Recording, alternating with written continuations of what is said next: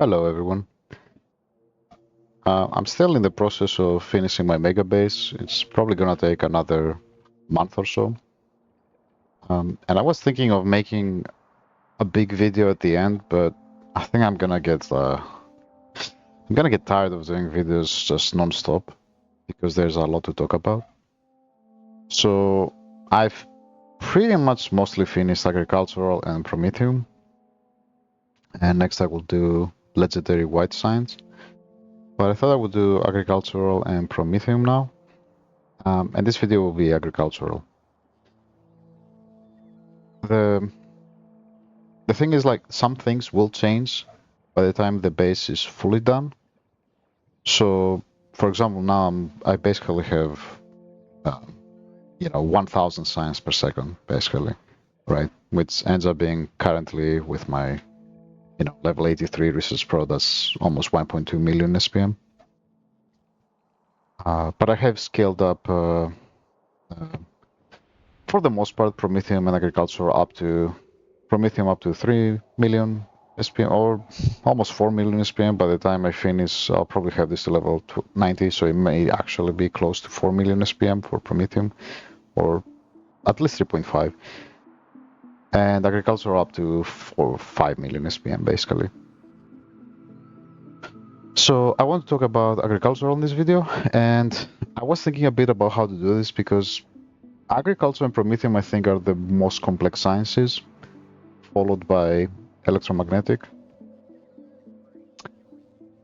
And I thought the best way to do it is give an overview of how I do agricultural science and then go into detail into each part. So because when it comes to SPM, and I think the best metric is actually research productivity because it combines everything. You're using more labs. It just combines everything. So I don't agree with using some other metric because I don't know, working robot speed or whatever.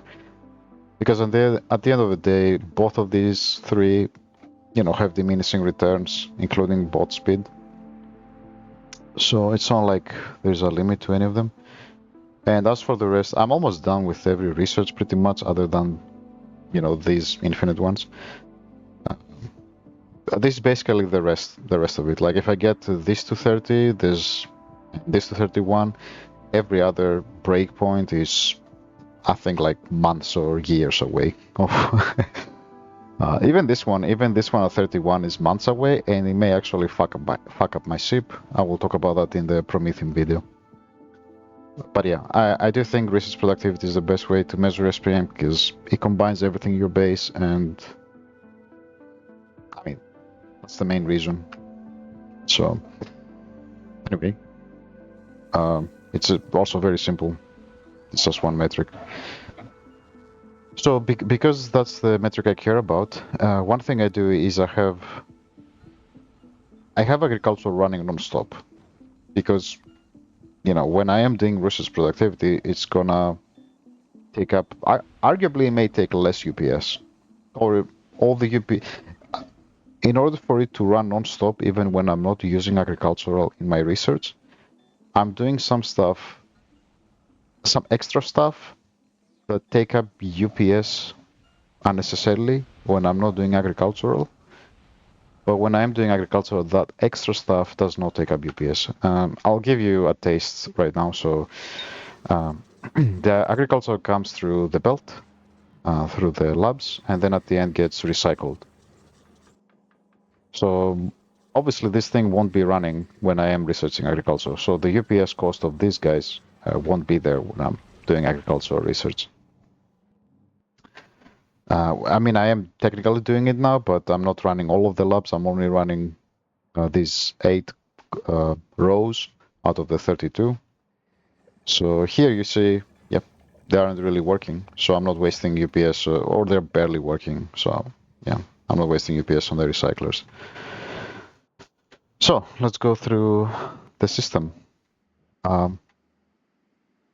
I'll need to talk about the agricultural towers, but basically, yeah, agricultural towers, these are done really smartly, but compared to anything else I've seen so far, although I have seen people talk about doing some similar system to what I have. But yeah, anyway, so agricultural towers, each go to what SF Hobby has called a blade. But specifically I have, I need this much, although that's actually a bit different, I'll talk about it later. This is how much I needed in the editor, but because of some small detail which I'll go into later, it's actually a bit less what it's actually consuming, same with this. And then I've translated that to how many trees of Yumako and jelly nut I need. I'll talk about these extra trees later. So the stuff goes here, gets turned into bioflux, because bioflux lasts 2 hours instead of 1 hour. And if I'm gonna have something on the belt that is spoiling, might as well be bioflux. Now, of course, you could say, what about direct inserting the bioflux and blah blah blah, because that is better for UPS, arguably. And this is the part of the base where I'm least convinced that it's as optimal as can be. It's basically this part. I'm sure it's like quite optimized, but I wouldn't be surprised if there's something that's, 5% better or something like that. But for the most part, this is good enough. There are so many ways that you can make this part of the base, the actual signs. For example, I've seen some people who, instead of outputting to one chest and then directly to the silo, they have 2 biochambers outputting directly, so they skip the chest. But then they only output for 10 seconds, because you... Okay, so rocket silo, it's roughly 27 seconds between launches, but you cannot insert, like right now I cannot insert into the silo for the next launch, right? You can only insert for roughly 10 seconds if you're doing non-stop launches. So if you have two biochambers, you need a much higher throughput to direct insert and skip the chest. The good thing about that setup, which I don't have, is that, well, you have better freshness because you have up to 10 seconds of spoilage, whereas now I have up to 27 seconds of spoilage between the fastest and the first made and the last made agricultural science part. So yeah, there are many ways to set this up. You can also, have a bioflux being made right here and being direct inserted onto these guys. I'll go into that later. For now, I just want to talk about the main principle. So yeah, these get moved here. They are converted to bioflux ASAP. You kind of want the distance from the Yumako and Jelna to be equal. Actually, it doesn't matter. Never mind. Yeah, it doesn't matter because they get averaged out here. They get averaged out. I mean, there's a bit more of a priority on Yumako. So, but as long as you place this somewhere in between where the gel nut and the Yumako is, it's fine. With a slight preference towards the Yumako. But I'm just saying, like, if you're picking up from here and here, you probably don't want to place this like over here for no reason. You might as well be in between. So then I have a single belt, only has bioflux, moves through, gets picked up for this guy.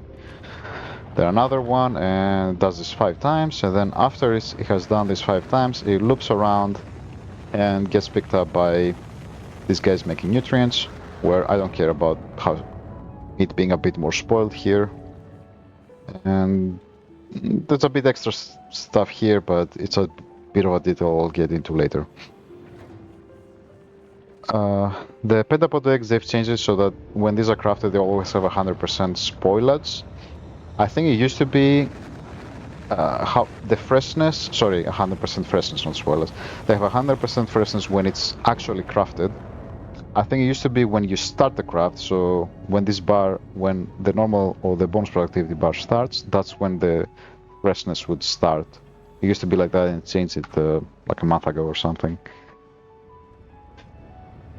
So here what I have is that this can make agricultural science packs much faster than I can launch them. Well, not that much faster. The actual limit, I think, is based on these two guys. But basically the limit is the launches. And as you see, I have non-stop launches. Yeah, that's it. Also, another thing to note is that this fruit comes here. It gets put onto a small belt buffer, but through this one. But anything extra gets passed on to and comes to the main Gleba base, where I'm mainly doing rocket parts for the rocket silos and some extra stuff like carbon fiber for promethium science, or for quantum processors, which is mainly for promethium science, and then bioflux, which is for the biospawners, mainly for novice. And then also have the upcyclers for stack inserters, carbon fiber, nutrients and spoilage, which is for efficiency modules, and for legendary biochambers, which is done through a Pentapod, legendary Pentapod egg upcycler, and then direct crafting. That's mainly it for the main base. But yeah, the fruits come here with priority, and then anything extra gets passed on to the base, and then the main base is, you know, you need a bit of extra fruit, which comes from this one, and they get joined here. So this is the extra fruit from science, which comes with priority, and then this is the extra fruit from these guys. Now, the reason I do it this way is because science needs as fresh fruit as possible, but the main base, it doesn't care, except for the bioflux that goes onto the that goes to novice for promethium. But I'll talk more about that when I do the promethium video. But basically, you do want this, you know, it doesn't have to be perfect freshness, but you know, the higher the better. You'll see what I'm talking about in the promethium video.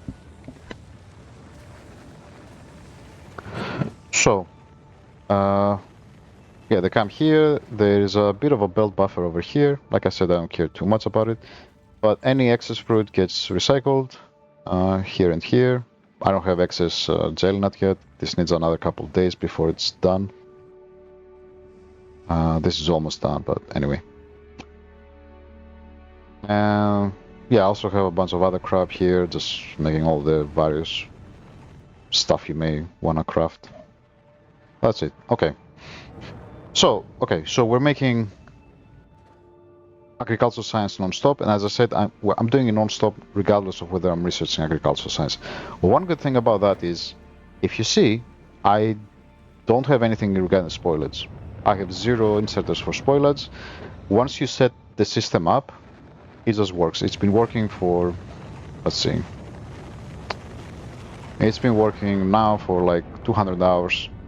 Aside from the setup over here, and then a bit at the start to remove any spoilage. Once you've set it up, I will never get spoilage. If you've done everything here correctly, you never have to deal with spoilage. That's extra UPS, plus it takes up quite a bit of space. That's 2 problems when it comes to spoilage. It takes some UPS, it complicates things, and it takes up quite a bit of extra space, which limits you on what kind of setup you can do. So if you can remove it, win-win. I also still have, yeah, this isn't needed anymore. I had wooden chests because large inventories used to take up UPS, but it's a smaller side. It matters more for the novice hub. Not so much for these ones, but yeah, this can change to whatever. The empty slots don't matter anymore for the UPS cost of picking up or dropping into an inventory. Only the ones that are actually an item matter. Yeah, I would change this to steel chest just because, yeah, this is a bit silly at this point. Okay, so yeah, I'm making them, sending them to ships. These are the ships. I have 4 of them. So what do the ships do? They just have a few turrets in the front. It is important to try to destroy as few asteroids as possible, so you want to destroy only the ones that are gonna kind of hit your ship. I may even be able to delete the ones that oh, I still have this on. Hold on. This is a cool little thing, so selected target. That's really important for finding out if you make a Prometheum ships and are taking damage, it's really useful to have that. Anyway, I should potentially delete the ones at the edge and test it, and then in the middle I have laser turrets, you know, like that. Unfortunately, I couldn't make this. I could actually delete this now that I think about it, but put this in the middle. But anyway, but yeah, that's a lot of, you know, if you don't destroy these guys, that's better for UPS rather than turning them into chunks, which it's gonna take more. That will also be, if you want the details on this, they will also be on the Prometheum science strip, because they're much more relevant there. Besides that, I did try having a ship with thruster stacking, with one thruster stack, and it was worse for UPS, even though I could have 3 ships instead of 4. And the reason is, same reason. You have all of these asteroids, they stay on screen longer, and they take up UPS. So even though I have 3 ships, it wasn't worth it. 4 ships. By no means are these ships super optimized, but who cares? They're good enough. I have, in terms of hatches, I have exactly how many I need. I need 100. I think I actually need 112, but I got confused, made 113, and I'm like, whatever, keep it at 113. But basically, I need 110 for agricultural science. 1 for bioflux. Apparently that's enough. That's based on the Prometheum, which I'll talk about later. And 1 for fusion power cells. In case I run out, I need 1 extra. Now, I do take up fusion cells from Gleba, because I don't want them to be waiting on Novice, even if that happens once every 24 hours or whatever. I think 50 lasts a week or something, actually. But anyway, I don't want them to wait on Novice, so I have a ship that delivers fusion cells to every planet, and then they pick them up from Gleba whenever they need to. So 110 hatches for this one, 1 for this one, and 1 for this one. So 112. I have 113, whatever. Okay, so the ship, besides killing as few asteroids as possible and making it as small as possible, it also has 1 cap here. If you don't know how to do this, pause here and kind of get an idea. So it has the thrusters at maximum width, although it actually doesn't need that. A couple of collectors here, but even 1 looks like would be more than enough.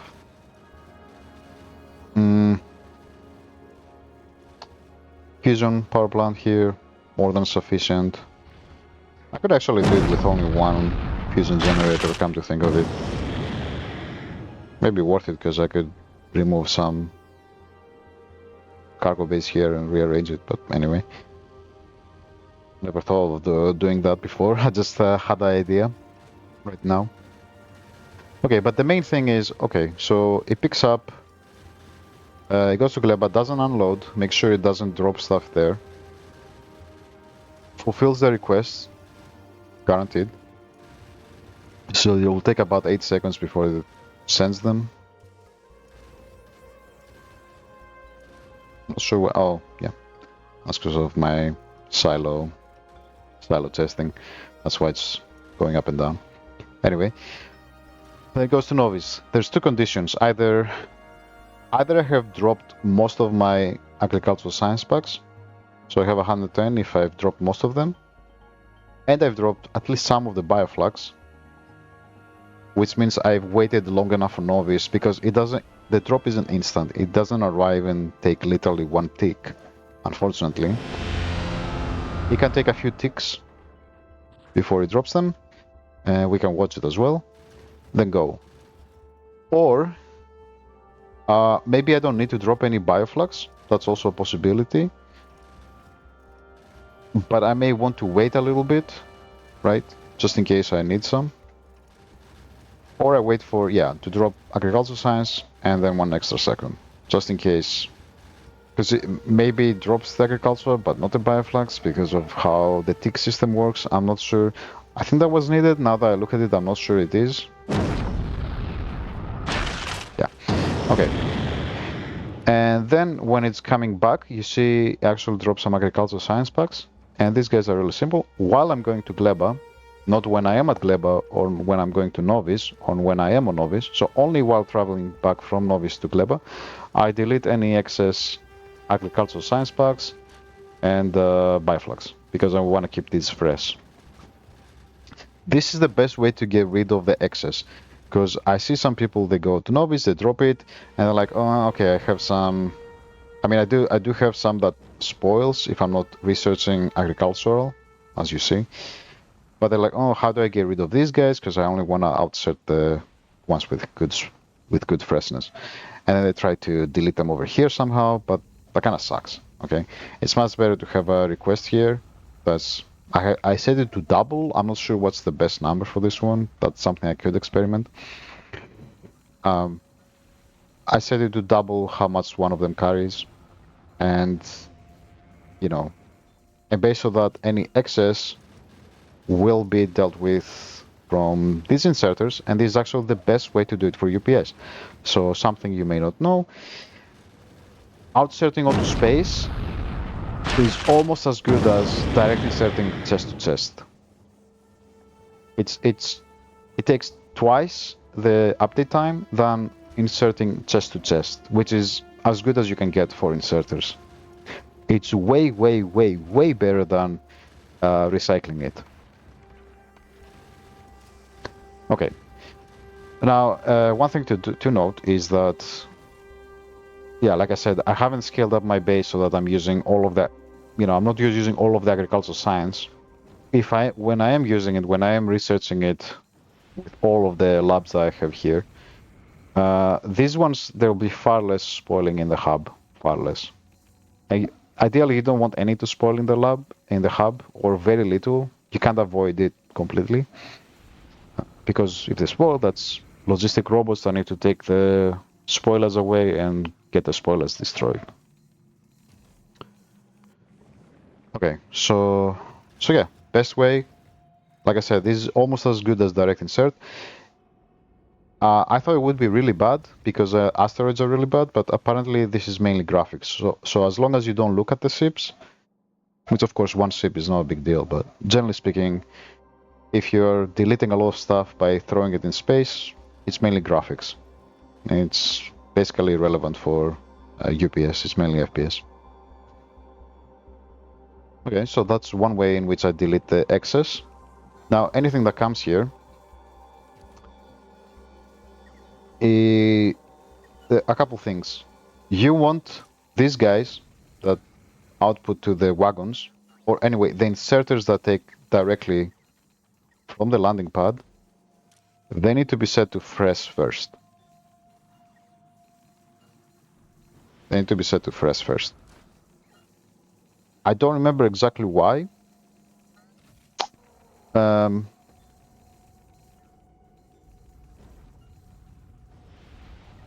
I think this weight guarantees that you won't get spoilage in here. It's possible that you could set them to spoiled first. I think when I finish my Megabase and I have scaled up all of the sciences so that most of the biolabs can be running, then I may be able to change them to spoiled first. Now, why am I saying this? This will make more sense if I go to some of these guys actually. These ones that output onto the belt from requested chests, these guys need to be on spoiled first. The reason is that and what I found, by the way, just speaking in general, is that the one in the back outputs at 80 per second, and the one in the front at 40 per second. If you have belts that go non-stop, that's basically it, right? So the one in the back, I found you need roughly 1,000 in order for them to have agricultural non-stop, and the ones in the front 500. Now the important thing to note is that since, you know, even for 500 you have 3 of them, like 3 stacks. If you don't do spoiled first, what ends up happening is they pick up from only 1 stack, or maybe 2 of them. So 1 stack will just spoil completely. And then that's a waste. First of all, that means that you're gonna have bots that need to take away the spoilage, and that's kind of a waste. But The good thing about doing it the way I'm saying with spoiled fresh is that it keeps them consistent. You'll see like it just picks up from whichever one is most spoiled, so it alternates between the three, but it keeps them consistent. You see how the freshness is the same everywhere, basically. I mean, I guess this one isn't full, but this one will be more balanced. 95.6, 95.6, more or less. But it keeps it relatively consistent. Like, I mean, I guess because now this one is gonna spoil, but it outputs 95.6 always. I mean, it's gonna vary a little bit because of the, everything though, everything required, but that's it. Now, they go through here. I have a guy that picks them up, whatever. And there's a reason I have these splitters. It's because I want to split the belt over here, the transport line. It's also a good idea to have the agriculture on a straight belt, not one of these loopy ones, just to keep the spoilage, the freshness a bit better, because why not? Also, another semi-important thing, when you design this, and I don't think I have it here yet, like this should maybe change, although I don't know if I have the space, but it's a good idea to have a full belt from where the inserters can pick up from. It's better for UPS. This is a small extra thing that I'm throwing in there. Doesn't have to do that much with agriculture, but yeah, instead of having this or this is a bit better for them to pick up. To make sure they pick up first of all enough if you've clocked them, and yeah. Now, as you see, I don't really have back pressure. The belt moves non-stop, and that's because of what I have at the end, which you've kind of already seen. Is that this is basically what this is? A is basically agricultural plus spoilage, and spoilage is basically always 0, but this is just an extra guarantee that gives A, and if A is above some number, then I delete it. Now, I'm not sure why I haven't done this here, because this number should be how much agricultural science you have on the belt when this belt gets full. Now, it's close to that. It's, as you saw, it's 12,500. It's probably 12,550, something like that. I don't remember exactly. I may change this before I finish. But the basic idea is, what's the basic idea? The basic idea is that these guys bring new agricultural science that is full freshness. I never want the full freshness agricultural science to get blocked here. I never want that to get blocked. That's the idea. So if this belt is stopped, this means that the new science is blocked. I don't want that.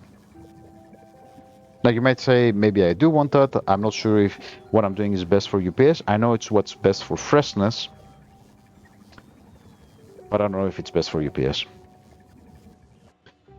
Now the last part of this whole thing is that I have 65 labs here, and they all have 16 beacons, and you need 65 labs to fully consume 120 per second without there being back pressure. This is something I want to test, by the way. I'm not sure about this design completely. I may test a design with 64 biolabs so that there is back pressure, at least for non-agricultural. And I may also try something with like 60 labs where there is back pressure even for agricultural. We'll see. But anyway, for right now I have 65 labs, and since they're enough to fully consume 120 per second of the other sciences, I can't have all of them be the agricultural science. If I'm bringing in 120 per second, it's not going to be enough because of freshness, obviously, right?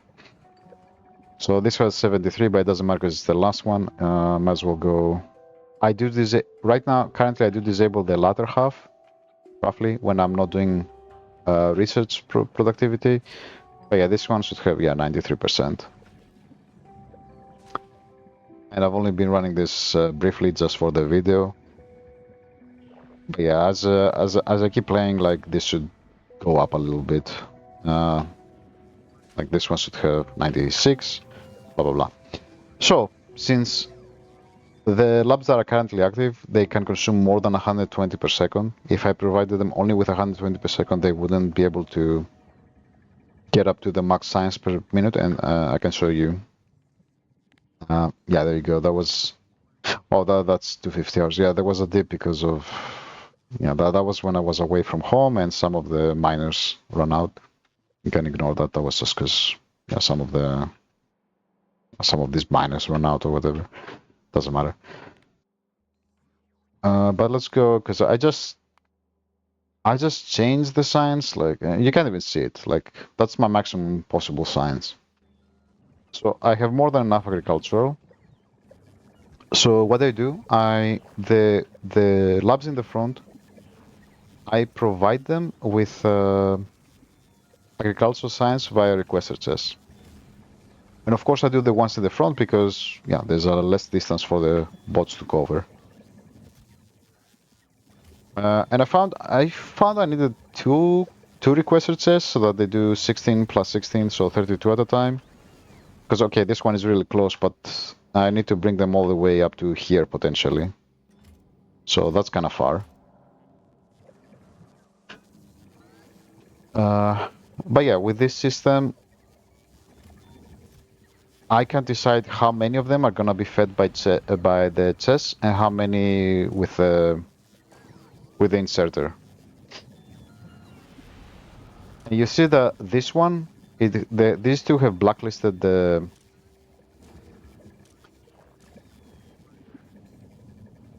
How come this one has? Oh, why isn't this? Oh, it's trust. Ah, okay, never mind. Because this isn't enabled.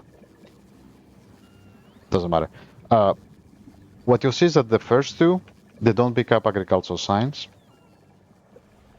but the rest of them do. How come this one doesn't? This shouldn't happen. Oh, what? Oh, whoops. Oh, that's I have missed that. Looks like. Okay.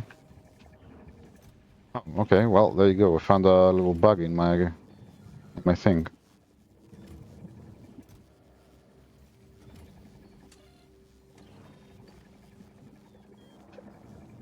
Yeah, that's not supposed to be there.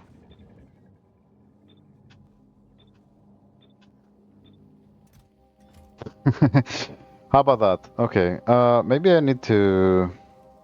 Maybe I could copy this part.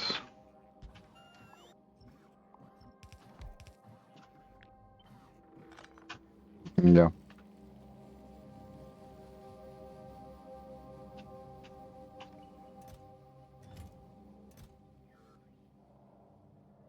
Yeah, now this is disabled.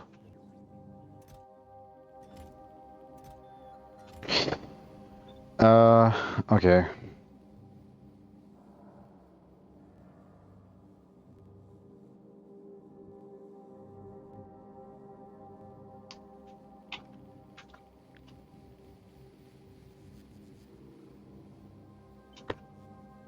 Let me just fix this real quick.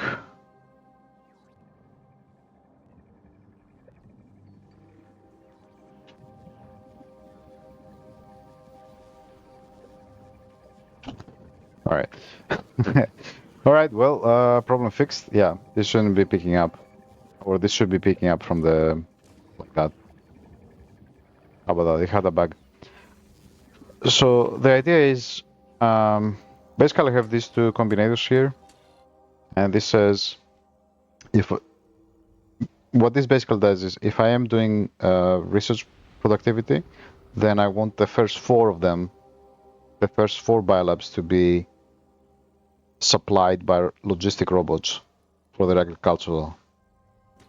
And this is if I'm not doing Prometheum science or research productivity. I want the first two to be supplied with logistic robots. All right. So that's why this thing is If it's less or equal to 2, then enable it. And the show value is over here, which is 1 for the first one. There you go, 2 for this one, 3, 4.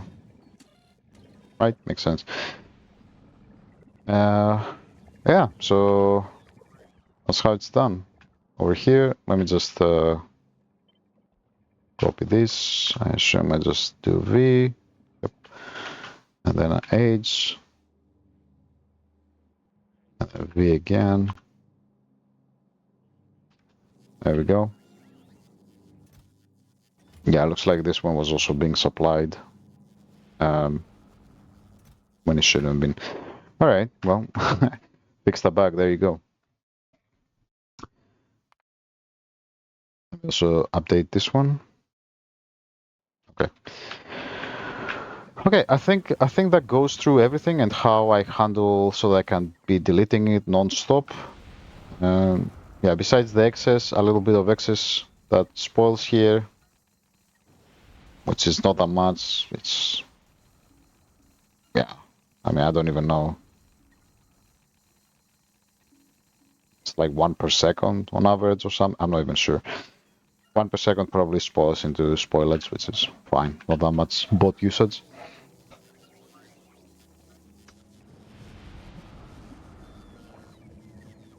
That's how I fit the labs. Again, this may change. The novice landing pad and the biolabs, I think that will be the last I will change after I've done all the other sciences, mainly because I don't know what kind of quality I'm gonna end up with.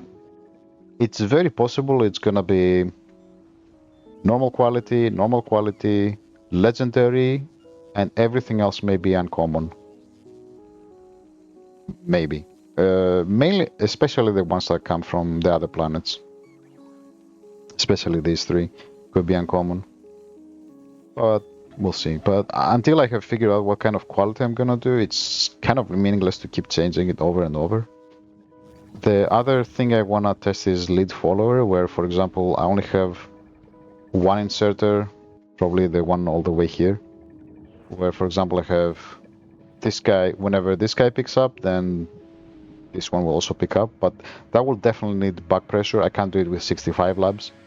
Hopefully I can do it with 64, because that removes... You don't need a clock. Like, the inserters can't get any better than that, plus I may be able to use stack inserters again. Anyway, that's a conversation for another time.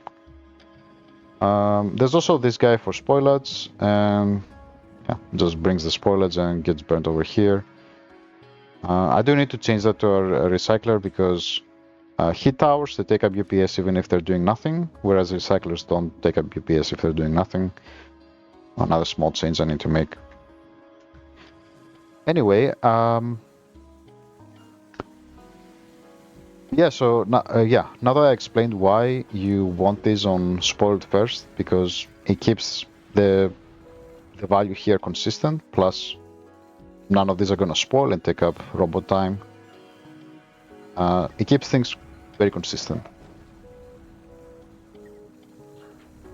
Also, think about this way. It's much more consistent than you may think, because when the rockets, when the rockets fire from here, you see how there's like 98.9, 0.4, 0.5, blah blah blah. Basically, if I'm only using these guys or these 2 guys and these guys just spoil, that's kind of a waste, right? Not that it's really gonna turn out that way. Like, it really keeps things consistent to have them on spoiled first. I don't remember why this one had to be on fresh first. I think it had to do with... Oh, I think I do remember. Yeah, because right now, as you see, I'm not running out of agricultural here, right? I think what ended up happening is that the average here just kept dropping. I think that's what ended up happening. Because I had to average out with the ones that would spoil. I think that's what was happening. And I guess in a way it's fresh first for these guys, and I think robots essentially do fresh first because they just pick up the ones that are all the way in the bottom. and the stuff that gets dropped gets added to the bottom of the list. So in a way, the robots don't do fresh first; they just do whatever has arrived last from the spaces platforms, which is essentially fresh first in practice. So out of the hub, it's fresh first, and from these guys, spoiled first. Maybe that's a good way to think about it. Okay, so we talked about the novice, we talked about the space platforms basically completely. Now, why do you want to do it this way? Let's talk about that next. The one reason is on novice, it's kind of, first of all, it's kind of annoying. It doesn't matter so much when you're as deep in the tech tree as I am now, but if you start a Megabase, you know, and you have, you know, your research levels are half of what mine are, or even less, especially for mining pro, the research pro, blah, blah, blah. When you're at, you know, roughly level 15 instead of 30, you are going to change fairly frequently what you research. So it is kind of annoying to not do, you know, if you're not doing the recycling over here at the end or on the spaceships, it is kind of annoying when you switch from one science to another that it goes through the spoiled rods, and then you somehow need to deal with the spoiled as well, although this could be more than enough. Just having this guy, and then just deleting the spoilage over here. Ugh. It's just kind of annoying. I think the main realization you have to make is that when I am doing, you know, as you see, these guys are not working now. These are not really taking up UPS right now. This one slightly is, but it's kind of okay, in my opinion.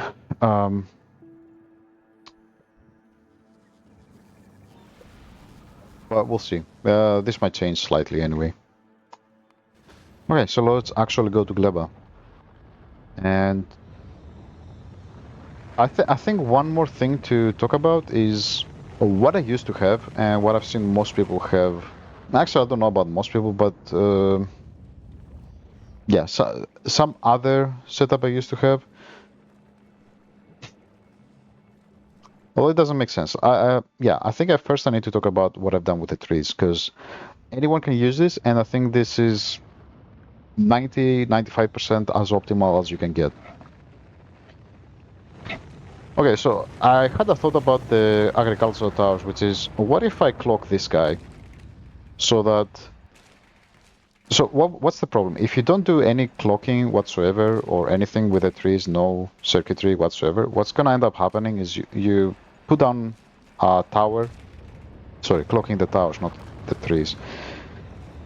If you don't do anything here, this will put down the seeds very quickly, and then it will start deleting. And basically for like, I don't know, a minute, this will output non-stop, more or less, or 1 or 2 minutes. And then for 3 minutes, it will wait while the trees are growing, the new trees are growing.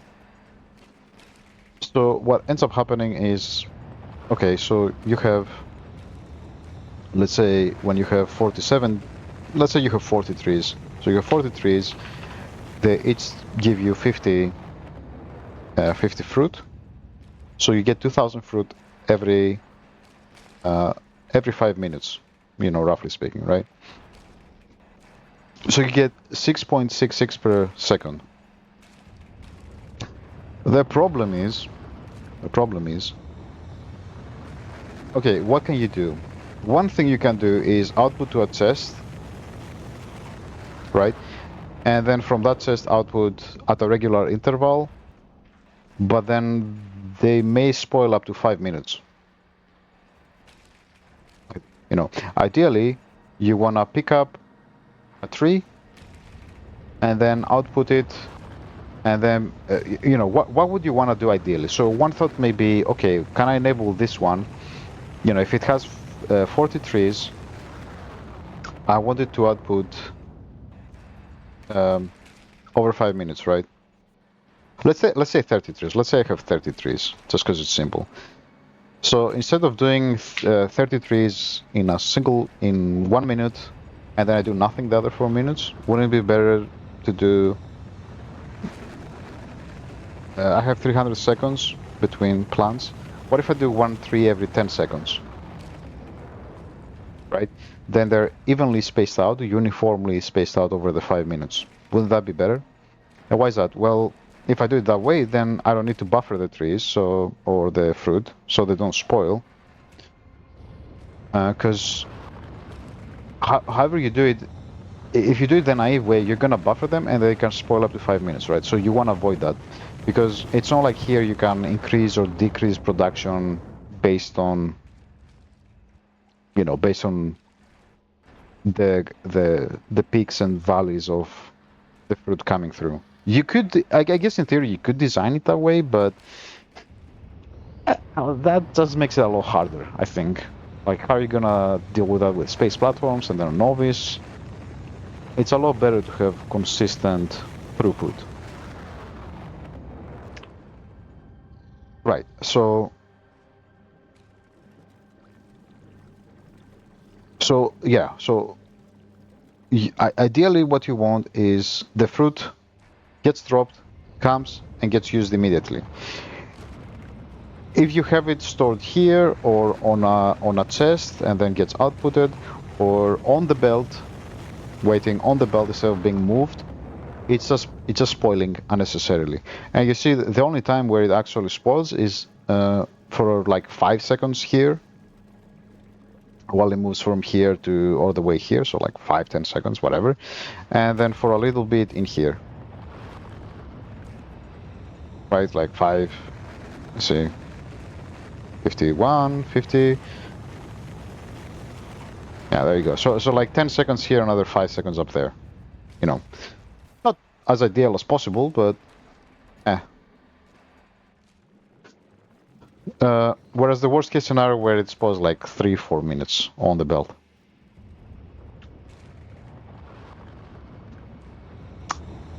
Okay. So what can you do to address this? Okay. So one thing that people have done, and I've done in the past, and let me just find a load, save file to load. Okay. So we have, let me save again, by the way. By the way, you can get my latest save of my Megabase if you go to my Google Sheet, which will be, you know, in the video description, and then it's near the top right.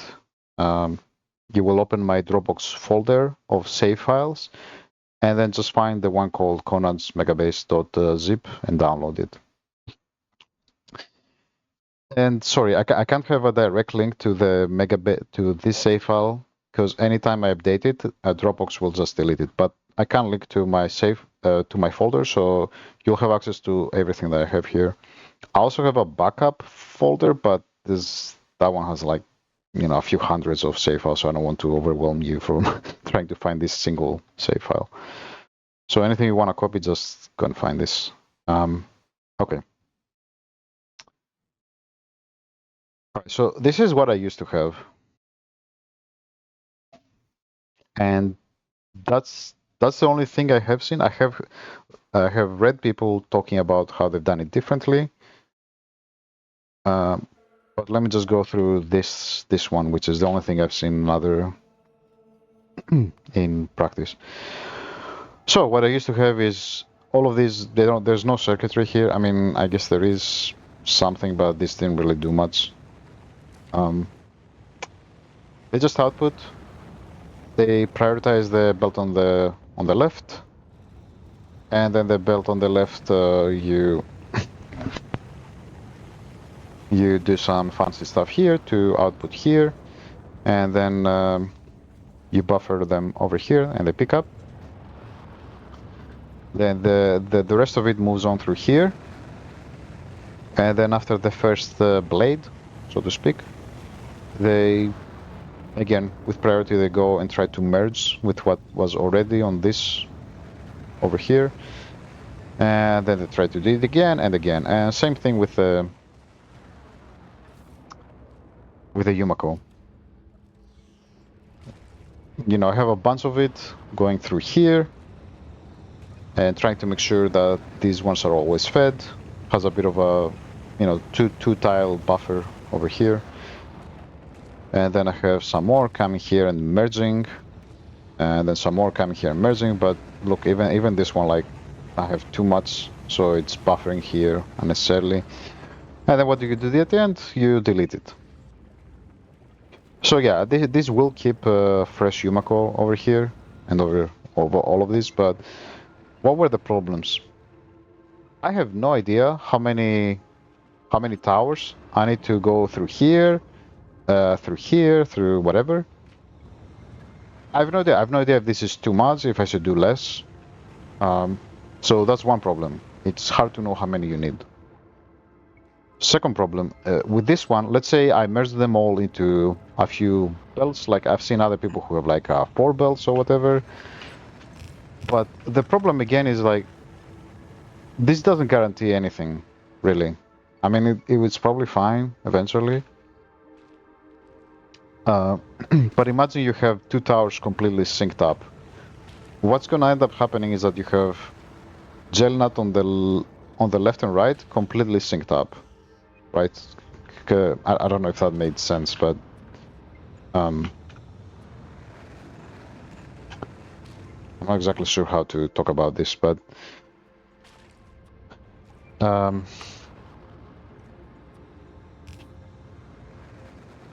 like if I have something like this, and the fruit, if I have fruit right here and right here, and they go through here, it's not like they will. If I do this, it's not like they will merge here. It's not like there's a small buffer here so that they merge here. If they're exactly at the same position, they will just get split equally anyway. So my point being, like, this isn't guaranteed to have fruit go on the left, to fully fill the left one. At least not without blocking the fruit slightly here. If you block it slightly, then yeah, you can guarantee it. But if you're not blocking at all and you make sure that it keeps flowing, you're not guaranteed to have the left side to always have fruit. Because if you don't always have fruit, then this isn't guaranteed to always have fruit either. So you need to buffer it somewhere. You can buffer it here. You can have like a buffer like this. You can have a little bit of a bigger buffer, but to some degree you can't avoid it with this system. At some point you're gonna have the fruit wait a little bit and buffer on the belt, either a belt here or a belt here. But yeah, you don't know how much you need, and lastly, you need to overproduce because you need to guarantee that this belt has fruit at all times.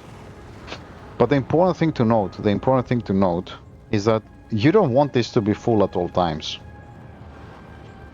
What you want ideally is to have uniform fruit over here. Like, this consumes fruit at a certain pace, a certain uniform pace over the 5 minutes that it takes for a tree to...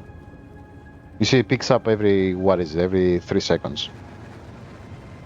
Something like that, every 2 seconds, I don't know. So if I have 16 fruit come here and then nothing for 2 seconds and then another 16 come here, that's equally good as having this coming non-stop. Because if I have it full at all times just to guarantee this, yeah, at the end I need to delete it. And yeah, see how much gets deleted. Like, these belts are almost full. Okay, but let's say, okay, well, whatever. What's the problem with this? Well, first of all, this is wasted UPS. Also, I have more trees that are wasted UPS. Also, since I'm doing no kind of circuitry here, this is active all the time, and this is active all the time. You know, you never want this to be active when it says waiting for plants to grow. You never want this. You want this to say disabled. Because I think this does take UPS. But, I mean, okay, the circuitry, you could probably figure something out. Now, here's a second problem. Not a second, more like a fifth problem. Okay, let's say I want more agriculture. I can probably add some more here and use these trees and these trees, or whatever, this land, in order to feed them. And then maybe I can, you know, cut this from here and move it over here, and then continue the belts, and delete the stuff over here. And by the way, first of all, yeah, I haven't done this here, but probably it makes more sense to do what I did in the other one, which is instead of taking them directly here, instead belting them. Well, first of all, the belts should go from left to right. Belting them from left to right onto the main base, and then maybe deleting it. Because, like, yeah, I mean, the amount of fruit I have here, that will be more than enough to feed the main base. But anyway, regardless, you will have to delete some. Now, imagine I want to do more science, but, I fill this here. What about, I probably want to do some more here. I can take jelly from here and Yumako from here. So what do I do now? Do I need to have a second copy here? In which case, I will, you basically want this to almost have 240 per second. Let's say 200 per second when they're done, in order to guarantee that you have more than enough here. So you're deleting here 200 per second. Are you going to delete another 200 per second here, which means more towers and more UPS on a second copy of this? Or are you going to just cut this from here, move it down here? But then what are you going to do with this stuff over here? You're going to belt it, all the way from here down here to the second copy. That means that these ones over here, the second copy of the science making, will sometimes get jelly and Yumako all the way, like it will travel all the way to here instead of just doing this, in order to not make a second copy and even more.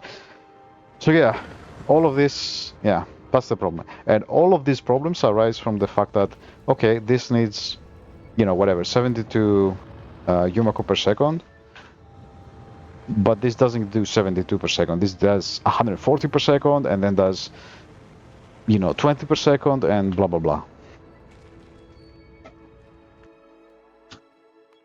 Okay, so going back to the solution that I found, which was, okay, well, what's the obvious thing? What if, can I clock this? The first thing you might think of is, can I clock the agricultural tower?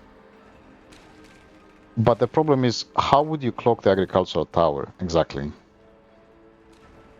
I guess one thing you could do is having something like a latch, where it's like, okay, destroy a tree, which means I have 50, at least 50 in the output, and every time I go above 50 on the output, start a clock, or pause the tower for X amount of seconds. I don't know how well that would work. I never tried that. Because the problem is, you don't know how long it takes for the tower to go from one tree to the next and then plant it. I mean, the planting is probably consistent, but the turning,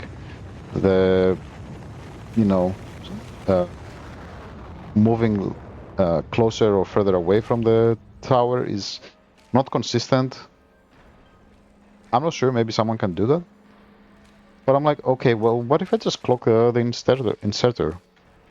In a way, the worst thing about that is that the fruit spoils in here for a while, right? So that's not great. But hey, it spoils for like 10 seconds maximum, like we saw.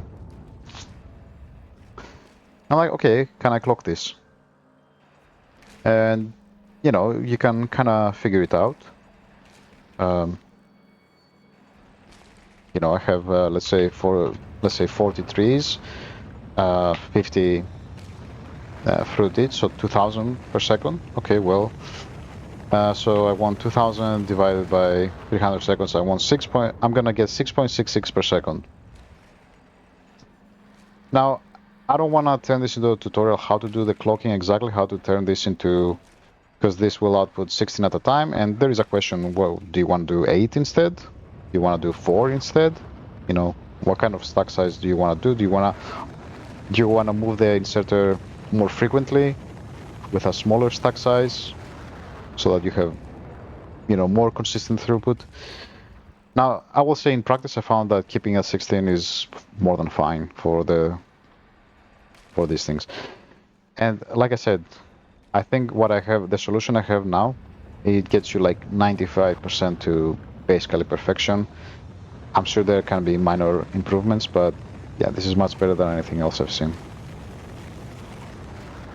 But yeah, there is a way to clock it. There is a guide by Knightelite, who is an old Factorio player. He's been playing Factorio for forever. It's a fairly old guide. I think it was made like 4 years ago. But I think if you type Factorio clocking guide, something like that, I think it's the first thing that comes up. It's from Knightelite, and he kind of explains it. How to do perfect clocking, in a way you could call sub-tick clocking. So instead of enabling this every 26 ticks every time, you can do it so that sometimes it enables every 25 ticks and sometimes every 26 ticks, and that will make it on average enable every 25.6 ticks, something like that. But, yeah, just look up the guide from him, and he explains it pretty well. So so initially I made a clock that was every however many ticks, but then that would work only for a specific amount of trees.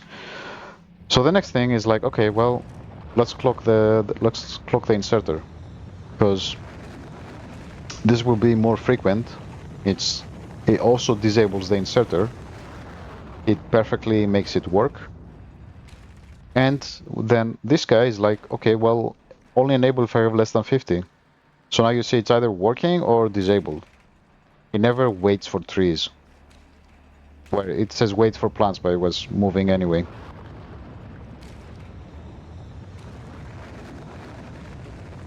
You see, it's either moving or it's disabled, if you'll notice.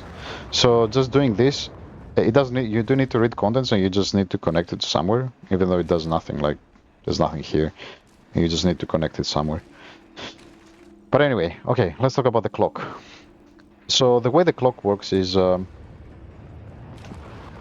if you do it this way, it's really simple, because if you try to figure it out on your own, what you'll end up with is that you need to do 5760 modulo here with a clock signal here, and this doesn't change. And then what you need to do is basically here you set up how many trees of throughput you're gonna have. So this assumes 42 trees of throughput, and then you also need to set this here. Again, for this to really make sense, you need to go into tutorial, understand it, and then test around with the trees a little bit. If anyone wants me to expand on why these values make sense, let me know. I'll make another short mini guide for specifically this clocking and stuff. But the cool thing about this is that with a blueprint for this thing, you just change this and then you can use it based on how many trees you have. Now, an extra thing to note. When you do this with a clock, if you'll notice, this tower can do up to 43 trees. So a tower, the maximum a tower can do is 47 trees, but these 4 are occupied, so it can do 43. 47 minus 4. So it actually plants 43 trees. You cannot set this to 43, because the whole point of this is that I get consistent throughput over 5 minutes. You don't know exactly what throughput you can get when you consider all 43 trees, because, you know, no matter what, like when a tree is fully grown, it's gonna stay fully grown while the tower moves to it and kills it. And then it takes some time to plant a new one. So not every tree, but let's say every tile does not take, it's not 5 minutes exactly. So every tile does not give you 50 per minute, 50 fruit per 5 minutes, every tile. It's actually, roughly from what I remember, on average, like every 5 minutes and 3 seconds, something like that. But regardless, what I did find out in practice is what you can do is, okay, this can do 43 trees, so you need to remove -1. You can set this to anything from, I guess, 1 to 42, but there's no reason to set it to anything lower than -1, the total number of trees. So if you set this to 42, you will have 42 times 50 divided by 300. You will have 7 fruit per second consistently but it's not gonna be 7 per second. It's gonna be 16 every, you know, 2.1 seconds or whatever it is. 16 every 2.1 seconds consistently.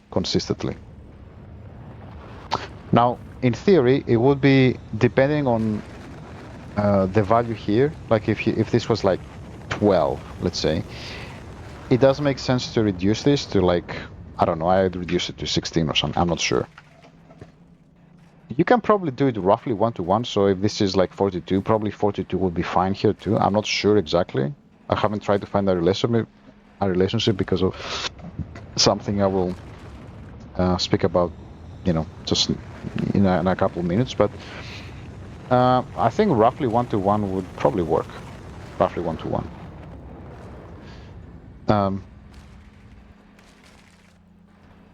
Because yeah, I mean, you never want this to run out. You want there to be 16 here, at least 16 here every time this inserter is enabled. Okay, so that's what this does. So now I know I have basically, like I said, 42 times 50, 2100 fruit over 5 minutes consistently, uniformly over those 5 minutes. Great. So if I do that, but I repeat, you know, I have 42 trees. I need 441 trees in order to get 73.4 per second. If I do that, as long as I have a small buffer here with these belts, I have found that this works. This is sufficient. Even though I'm doing 16 at a time instead of 4 at a time, even though I've done, you know, I've done nothing to like compensate between this one and this one, because like, what if all of the towers are somehow synced up and all of the fruit like comes together and then nothing for like 2 seconds and then another, you know, what if I get like 60 fruit together and then nothing for 2 seconds and then another 60? In practice, I found like simply from spacing them out, it's fine. Like I've done nothing for that and it seems to work. Just with this little belt buffer is more than enough to work.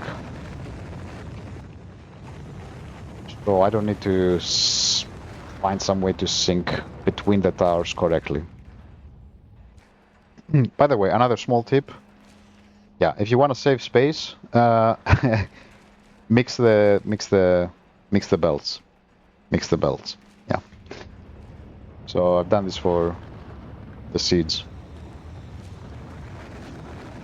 Alright, great. So now we have consistent throughput. We have clocked this guy to be mostly disabled, and we have clocked this guy to be disabled when it has nothing to do.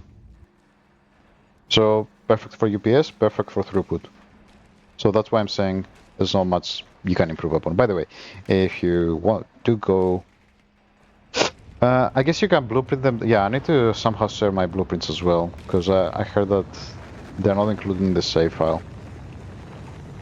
I've made a number of blueprints. These are the basic ones with the clocks. I've done a few things in order to... I have like...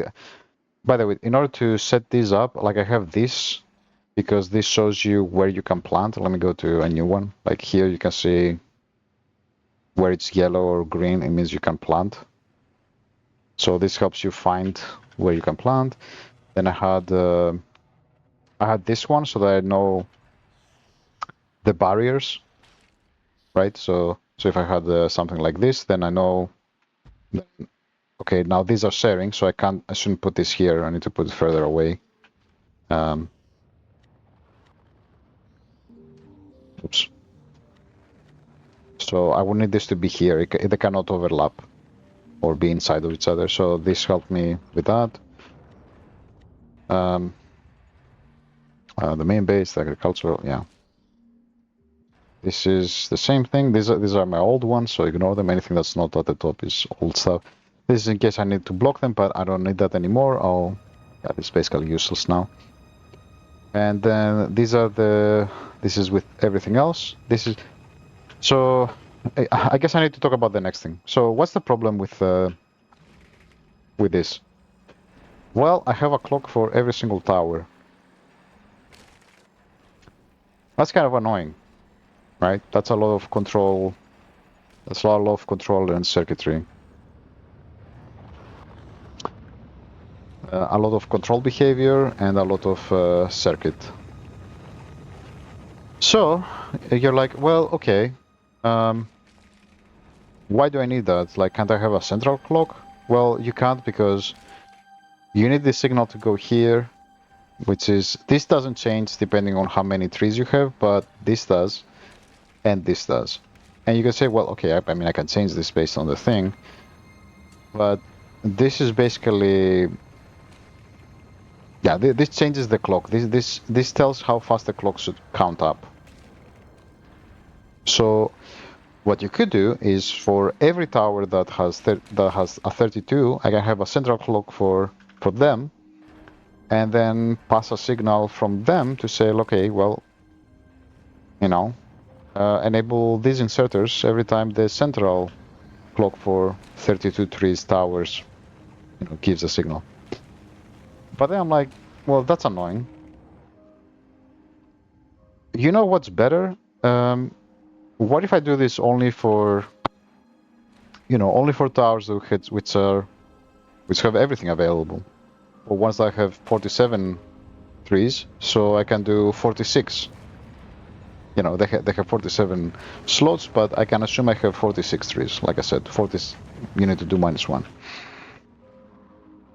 Because here's the good thing about doing it this way. You only need one master clock. And you'll see that this is what I've done for most of them.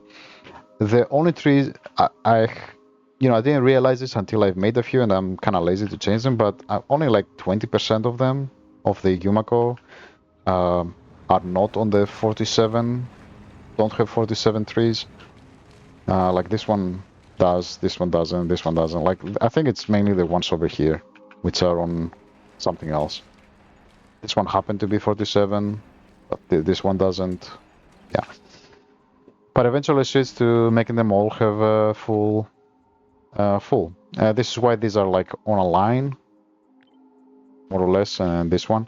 But then you see like they're kind of all over the place. These are kind of all over the place. But if you notice, they're actually not that rare. They are harder to find.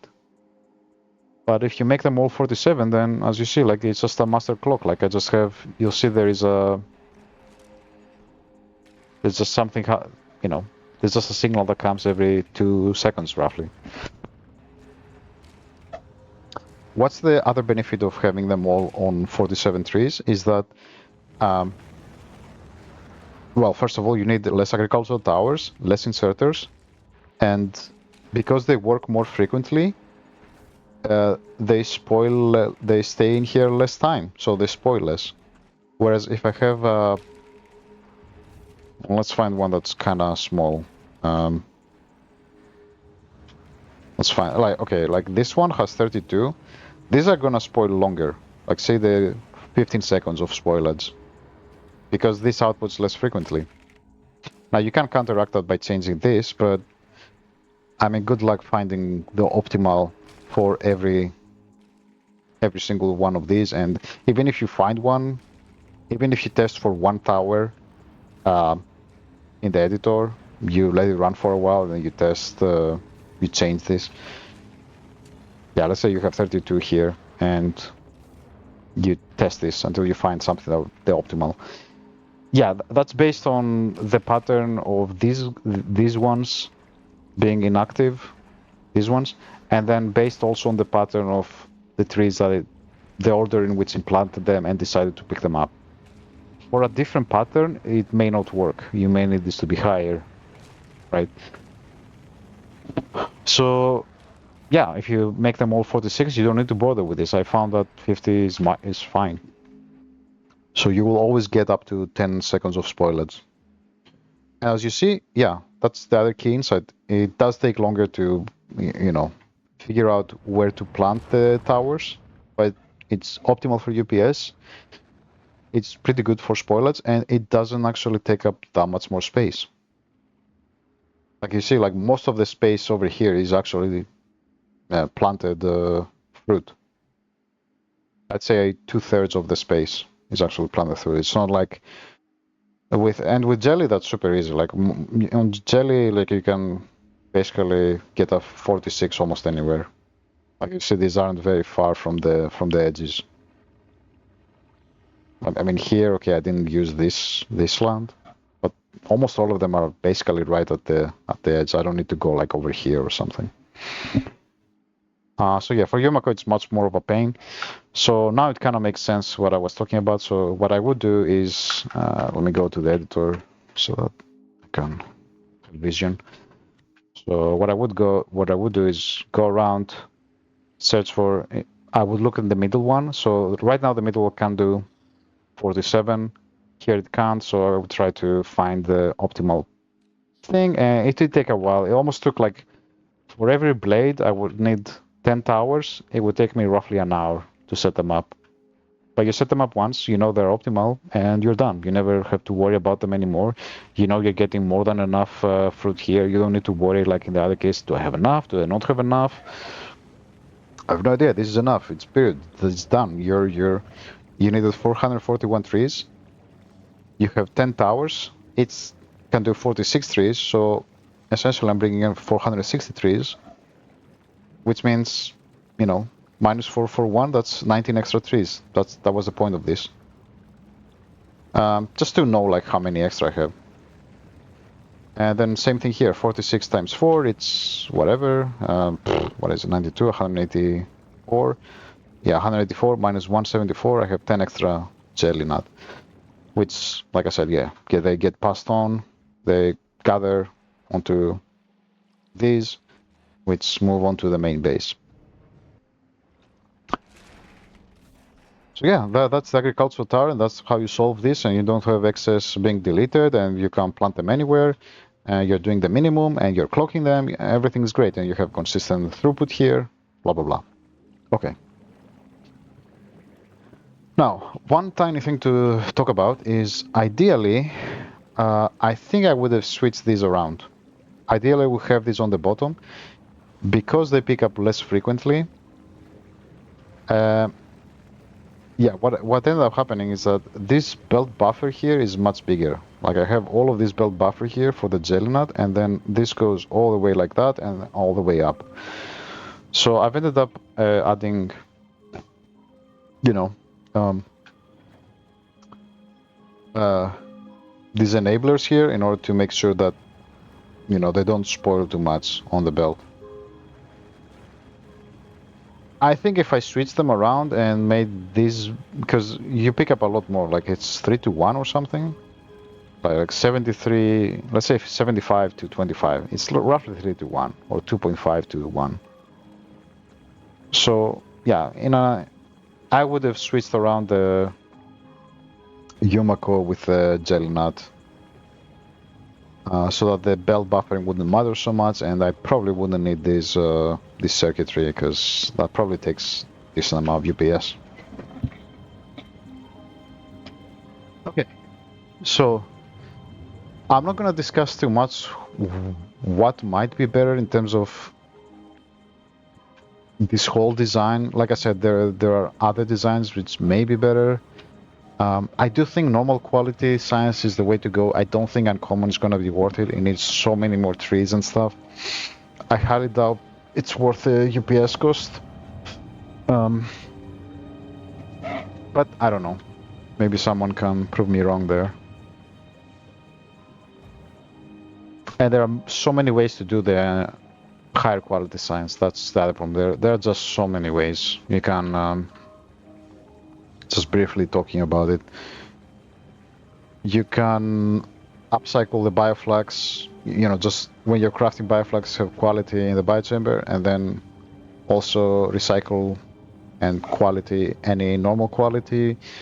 But then also, what do you do if you get rare quality? That's also a bit of a question. So you can do it directly with bioflux. Then you can do it via capsule bot rockets. You can do it with this recipe. Is it better? I don't know. You can also do the same with jelly and the Yumakumas. The only thing that's for certain is that you don't want to do it directly. You definitely don't want quality in the biochamber that makes the science packs. That's the one thing I can tell you for sure. But anything before that, I have no idea. There's so many. You can even recycle directly the, you know, instead of these guys being deleted at the end.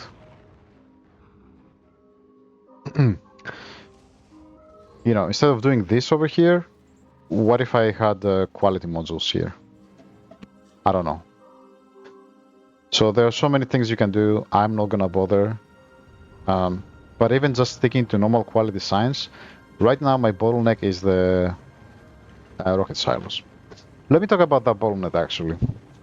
So if you go to the editor and you have one rocket silo launching stuff to one space platform and that's it, it takes exactly 16-17 ticks, which is 26.95 seconds. In the editor, that's what I got. Where if you copy, if you just copy this in the editor and make 4 spaceships, that's almost certainly what you're gonna get. Now, in the game, because I have more space, I'm not sure exactly why. I'm not sure. Because I have more spaceships or for whatever reason, if I have a spaceship, anyway, I don't want to get too much into it because I don't even know exactly what causes it, but they will not launch immediately, right? So they may be full, the rocket may be ready, but they may wait like 5 ticks, 0.1 seconds. Now, that's the problem, because my rocket silo is the bottleneck, rather than the biochamber, this made it less consistent. So instead of getting the throughput which I expected, and like I have a throughput here, I haven't added it. In theory, this is what you're gonna get in the editor, but in practice it will be less. Depends on rocket silo algorithm or whatever it is. So I have found that in practice, these are the numbers I needed in the editor, but actually you need a bit less in the actual game. Yeah, you're making a bit less science because these are launching slightly slower.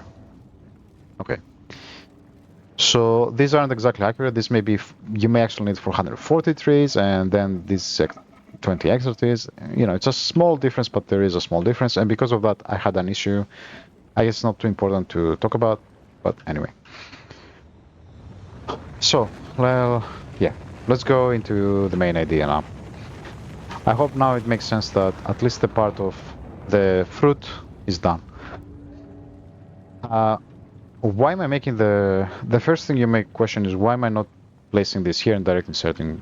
I have found that in practice that's really hard with the space to fit them and direct insert the bioflux. Second reason is it does mean that the Yumako is gonna be on the belt for longer, and the jelly nut, so it's gonna spoil more. So if you direct insert, that's definitely worse for freshness. I don't know if it's better for UPS, but it's definitely worse for freshness. Secondly, if you have this everywhere, you're gonna need a lot more inserters and a lot more, a lot more biochambers all over the place. Now, again, I'm not saying that's worse. It could be worse, it could be better. I have no idea. Okay. It's absolutely viable to try and make other stuff. By no means am I saying that this part is optimal. It's quite optimal. I don't think you're gonna find something that's like 50% better for UPS. I'd say maybe up to 25% better, but even that I cannot doubt. For the trees, I think this is a good start. I haven't seen anything better. I think having a global clock. By the way, I haven't shown you the global clock. It does take some time to set it up, so it's the same thing. 46, 5760, and then it's if it's below 46, output. I chose the signal 6 for just because. Goes onto a power pole and then it gets spread kind of everywhere. Like if I keep mousing over, I don't know how well that will come out in the video, but yeah, it just goes everywhere and directly connects to the inserters, and that's it. Pretty easy. Well, is in theory, in practice, it's a pain in the ass. Like I said, setting all of this up, it took like 20 hours, something like that. Each blade took like 10 hours. Second thing to talk about the setup, like I said, I had to use first this one to find out where to place them, and then place these in order to know like where the borders are. And then once I know where the borders are, then I would use one of these, you know, like that. Then I would have to delete the clocks and connect the clock from the master clock. You could also change this, by the way. You could make a blueprint that directly has this, so that you don't have to edit this crap. And then this had to change as well, the condition. This doesn't need to change. And then from these guys, which you could also change, you could have them go like that and go like that, right? But regardless, you need to find a way to bring in you need to make a way for the seeds and the fruit to go out. And you'll see I've done some weird stuff here to connect them. Yeah, like weird things here and stuff, but yeah, it takes some time to figure out where to place them ideally. But you do it once, you know it's basically perfect as can be. I'm sure there's gonna be some small improvements still. I also try to put them onto a single line, you know, just to space them out a bit more, to make sure that enough goes over here. But as you see, like this is never empty. Like you see, like even this buffer is more than enough. And I am overproducing a little. So yeah, you see, like I try to put them on one belt. The important thing to note is that they don't get blocked. You see, like they don't get blocked over here. Like even if they get blocked here a little bit, it doesn't matter really. That's the cool thing. Okay, what else? Something I heard someone else say is that they clocked one of the belt itself, you know, to give it consistent throughput. I don't see how it's needed for what I have right now. I guess in a way this could be clocked instead, but I have this thing. I guess I could potentially also clock it. That may be better for UPS actually. I'm not even sure exactly how that would work. I'm sure I could figure it out though. But yeah, that's another small improvement you could have. But again, I would probably switch these around, the Yumako and the Gelnet. Okay, next thing. So yeah, in terms of freshness, I do think it's better to turn it ASAP to bioflux and then move only bioflux on the belt. In terms of UPS, maybe it's better to place it here. Now, one thing I will say that I do know, it's better to have one rocket silo and one chest instead of no chest and two rocket silos, and then switch between inserting to one or the other. Not only is this smaller, which of a footprint, which is important for specifically for agricultural, doesn't matter for the rest, but for agricultural it does matter. Rocket silos take up quite a bit of UPS.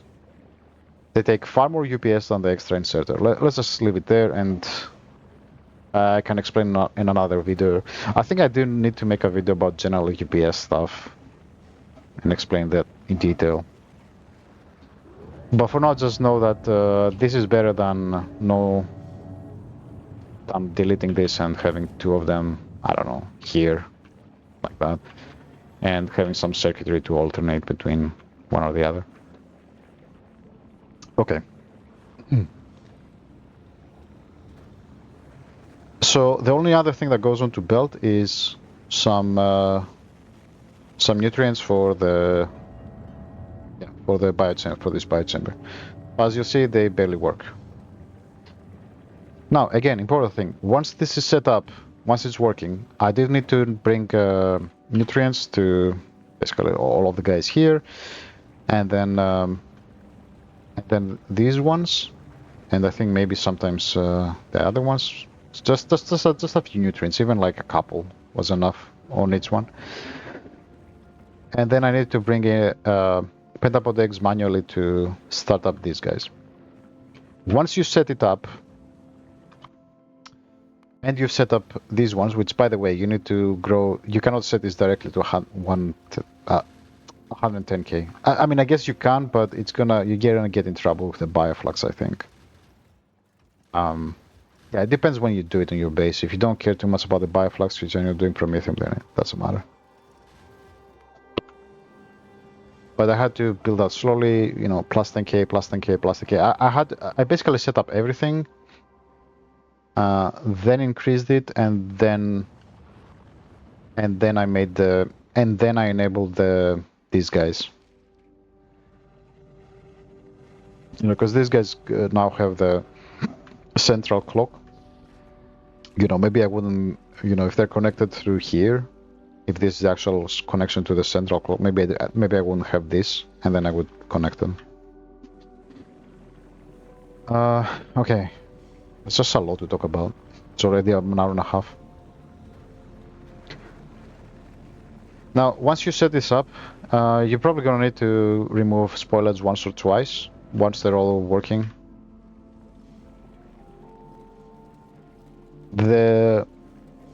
Once you do that, you're not gonna get spoilage. Like, I've never had to remove spoilage again once this is set up correctly. So a few more things to talk about. Some of these things I'm not sure how to clock them. I guess first I will talk about what clocks I have here. I have a couple clocks. One is specifically for the science packs. This isn't a perfect clock, but it doesn't have to be. So it goes through, it's on the green signal, and it's these guys. So they just do 16, sometimes they may do 15, I guess, or something, I don't know, but doesn't matter. This will fill up, so I think they even pause a little bit. Let's see. Yeah, they pause a little bit, but yeah, that's fine. And then the other clock is kind of a general, I think it counts to 3 seconds. Yeah, 3 seconds is enabled for 5 ticks. And this controls these guys. So these ones which go back and forth, and these ones which pick up bioflux for them. You could potentially do something better, but these are all the clocks. Probably you can do something better. I don't know. I did not super optimize it that much. Now, I'm a bit scared in general on Gleba to do clocks because of the spoilage. Because, yeah, I just don't know. Or something where it's a lead follower, where, for example, imagine I have it so that every time this one picks up bioflux, then I also make this one, and this one, and this one, and basically make every single other one pick up bioflux every time this one does. I don't know if that can work. I'm kind of scared to try on Gleba. On any other planet, I'm gonna test the shit out of that, but on Gleba, I'm kind of scared. Anything with spoilage. But regardless, most of these stay inactive a lot. You'll see, unless they're doing something, they stay inactive.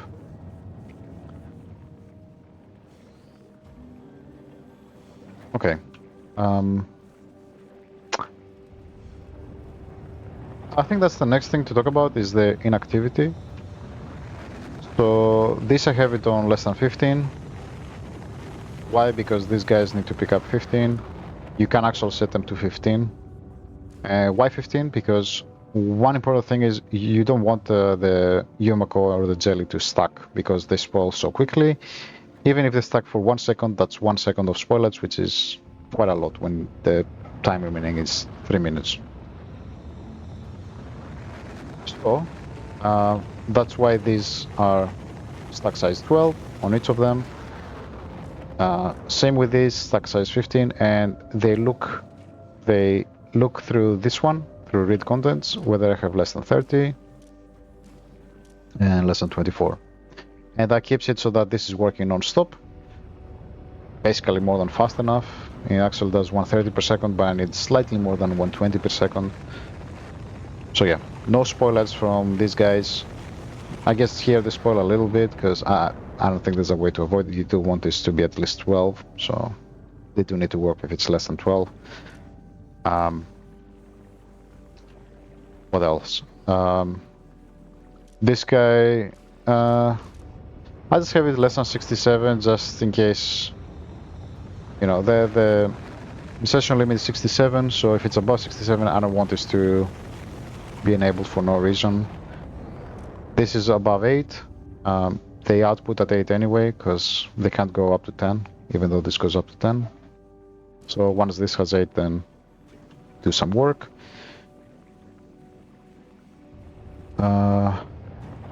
Same thing here, 8, 67. Next one, this one, less than 2. Doesn't matter, but whatever, less than 2. This one, also less than 2. Oh, actually it does matter, because you don't want this to spoil. You know, the lower it goes, while also still never running out, the less averaging will happen, so the higher the freshness. So you actually do want this to be low as long as it doesn't run out. This one just does 16 and has trust unrequested in case it spoils. This one, if it's less than 1, so if literally this is empty, then output some more. Same thing with this one.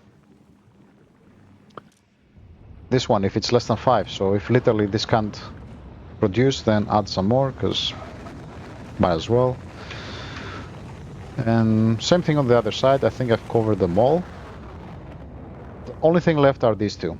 Now, these were kind of complex to figure out. First of all, they're on stack size 1, because as you see, they work really, really slowly. And I need to wait a little bit so that you can see. But yeah, they work really slowly.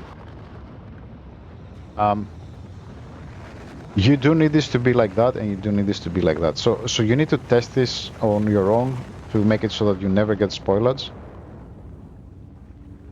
But one key insight that I got is that if I pick up nutrients here, almost always I'm gonna have this at 100%. One of these two are gonna be at 100% basically always. And you get 40 nutrients. So if this is 61, then the craft won't finish. If it's a 60, it will go to 100. Right. So if it's a 61, let's say then this guy picks up 16, it should go down to like 45, right? The signal that goes to this guy, this signal will never be 45, because this craft will finish first. How can I say? They pick up, the craft finishes, then the signal is updated. So that was a key insight to say that, okay, you know, and I probably could change this. I probably could change this to like 60, I guess. Because if this goes below 60, that means that none of these are at 100%, which means that I've finished all the bioflux, I've finished all of my energy, all of my crafts are finished, and if I'm below 60, it means I've run out of nutrients. Now I've set it to 52, I don't remember exactly, but probably 60 would work just fine, or probably 61 actually. If I have 60 or less, this will probably work. Regardless, it works now, I don't want to mess around with it just in case. But yeah, that was the key insight. Because I didn't know exactly how to know, because if you do include fuel, it doesn't matter because it includes these nutrients. But if you do it like that, and this is that fast, with this condition, I know it has run out, so insert one more. And basically, this way you never have anything here, so it can never spoil. It always gets turned into, you know, this fuel bar immediately. Okay, that does it for the signals. And with all of this, I never have to deal with spoilage. That saves space and UPS. Now, like I said, I need a little bit more than 120 per second. That's why I have this extra guy, which comes through here, joins over here, and blah, blah, blah. It does this thing. Now, this guy didn't used to go over here. He used to go like this, because I wanted him to prioritize the bioflux the excess bioflux that doesn't get picked up over here, right? Because you don't want to prioritize the bioflux first to go onto the biochemist making the science packs, and then to these guys. By the way, I don't know if I should flip this blueprint, because I guess it would be better if I have this down here, but small difference. Now, now the way I feed most of them is, yeah, it loops around, the bioflux loops around, and then with splitters goes here, goes here, goes here, goes here. But for the first one, I just have this instead. The bioflux first goes onto these guys and then loops around. But this wasn't enough, so I needed some extra. But I didn't want this extra to be a priority, so I used to have it like this. The problem is exactly because in my actual game, not in the editor, is launched slightly slower, and I did slightly more than 120. It would this would get spoiled. So I ended up merging it here, so that this guy would pick up some from this one. I don't know, it picks up here, and then this merges fast enough, so now it's fine. And by the way, these two spoiled here over here that don't matter. This wouldn't pick up them. This one wouldn't pick them up anyway. So yeah, whatever. Okay, so that's why I have this extra guy, but basically does nothing. And if you sit and look at the whether they're disabled most of the time. You can probably do clocks here and there that would improve UPS, but or lead followers, the concept which we made up in technical Factorio Discord, and Apu Nasty has made a video about it, at least the general principle about it, which is probably the best thing you can do in terms of UPS. For most cases, it's just a bit scary to do it on agriculture. So I already said that these guys are with the 3-second clock. I did need these two to be on 12. 16 would get me spoilage. I'm not sure if 13, 14, 15 would be fine, but I just did 12 and it works, and whatever. They're barely active anyway. Yeah, so this works. I've already shown how these are clocked. This guy isn't clocked, but it doesn't matter because it's idle, waiting for the bell to move. Next thing, the water comes through here, irrelevant. These guys are not clocked, but most of the time they're working anyway, so their little blinking I don't care much about. So for these ones I just don't care to clock them, let's put it that way. For these ones I don't know how to wire them up. Okay, I don't know exactly how to wire them up. These are the ones that scare me the most to do anything fancy. Yeah. I don't know how to do them. I do have them on direct insert, so I hope that's good enough. If someone figures out something for these guys, that'd be nice. And make sure that works for a long time and under all conditions and stuff. At least you set it up and then it works with the way I have it. Next. These two guys seem to work. It's just when I don't have enough, just do the thing. They stay inactive. This guy whenever I have less than 4. This one I have less than 16. You might say why. And this is over... oh yeah, this is just the clock. Why is it like that? If I don't have this enabled, this will go up to... This will max out. If it maxes out, the problem is they won't keep inserting. This will screw these guys up and maybe this guy up. That's why. If I have this on 16, it keeps these and this guy consistent, kind of consistent throughput. The clock for this guy makes it so that he consistently works, minus, you know, a second or two. This one just outputs 16 whenever he can, so, you know, stays disabled. I think that kind of covers it. I mean, okay, this will blink a little bit here, but whatever. Like I said, this doesn't need to be... It doesn't matter what chest you have, as long as you only allow 3 of them to be yeah, as long as you allow only 3 of them, it's fine. What else? I think that basically covers the how it all works. I'm not sure why this is 2 and not 1. I guess just so that they swing fast enough so that it can keep crafting. I don't know, but whatever. This is less than 1, again, to keep the freshness high. Here it doesn't matter, they consume fast enough. Here I did it on a clock and turned out to be fine. Okay, next thing. The rocket fuel and stuff. I don't want any splitters, so they go up through here, go through, down. Oh, by the way, one other thing. In all my designs I'm gonna be presenting, I'm assuming that you have basically level 30 productivity in everything, right? This is level 30. I'm gonna assume that so that I can do full efficiency modules, and I'm gonna assume that I'm gonna have legendary rocket silos in most things.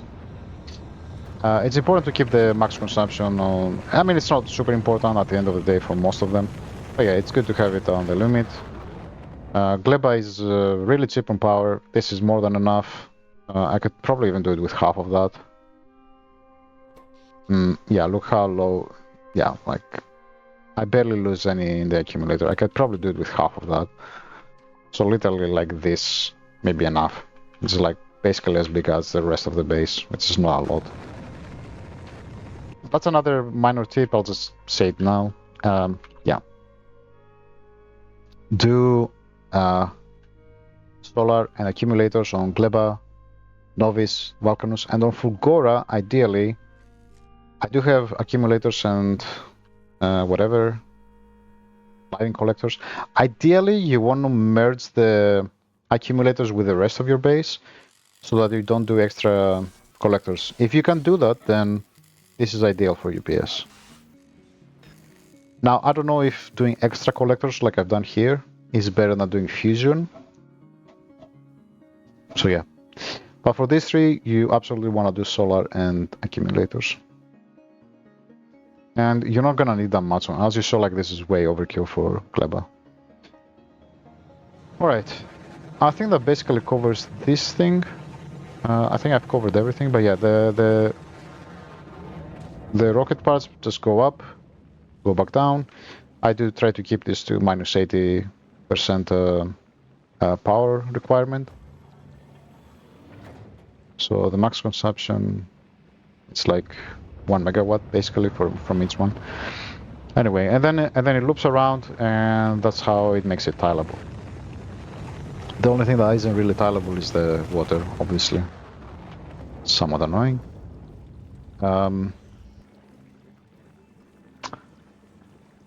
Yeah, so a few things that you could improve, but overall it's not gonna change that much.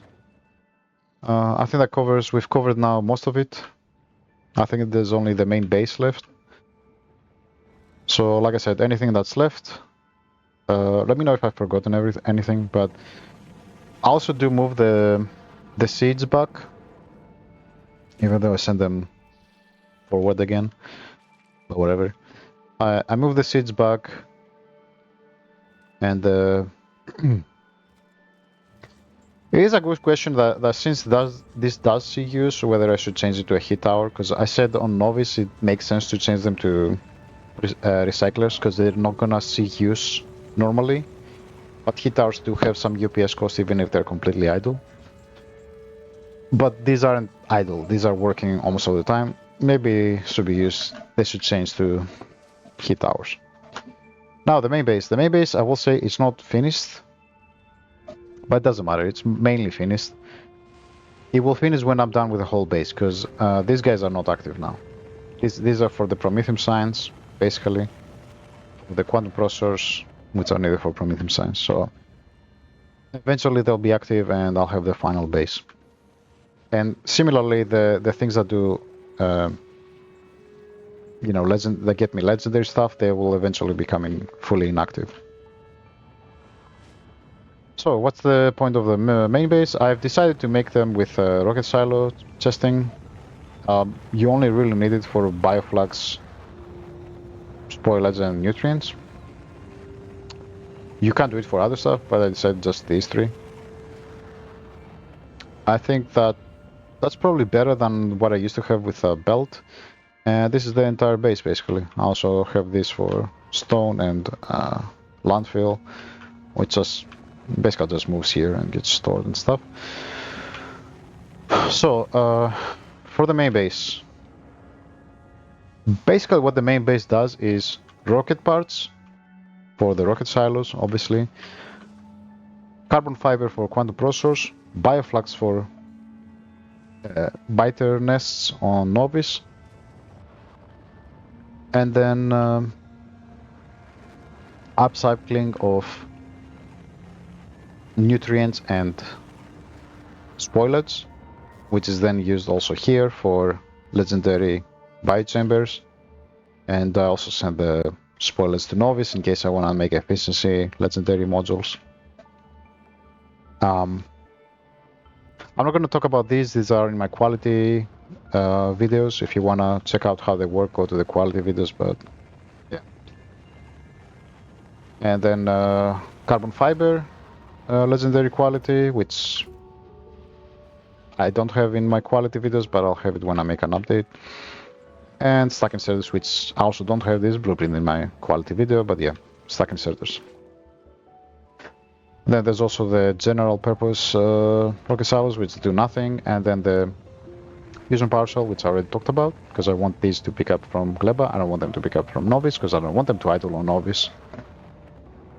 And then if I want to leave, I leave all my crap in here and pick, travel with this guy. Okay. This is more of a general thing, but it's good to do your requests via circuit. Maybe. So there is a kind of a trade-off, is that if you do them via circuit, if you don't do them via circuit, they increase the planets update if you have them static. If you do them via circuit, they reduce this, but they increase control behavior and circuit. I'm not sure which one is better. I probably need to check this again, but there are also some other advantages to doing it this way. But anyway. The main thing I need is calcite, because I'm not sure it's better, but for the time being I do get iron and copper with the bacteria. I guess even if I brought it directly, I would still need the calcite. But anyway, yeah, I'm doing the bacteria crap. I'm not too sure what to talk about the main base, but yeah, it does need some extra crap from here. I guess you could argue you could get more of them and then feed it this way, because why not? You could get more over here, overdo it, and then not have this, and just have one belt. But anyway. And but yeah, I'm not sure how much these need to be, but yeah, any excess needs to be deleted in some way, here and here. What else? Yeah, here I'm making all the general stuff. This is for the rocket parts, this is for the rocket parts, this is for this is just for this. I'm not sure too much what to talk about here. This is to start up the copper bacteria.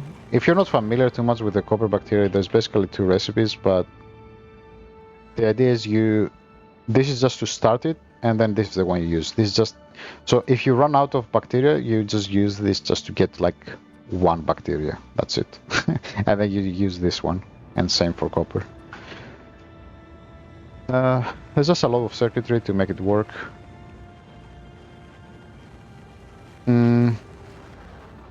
Oh, one thing I did find out that may be worth mentioning, because I don't know what there is to talk about.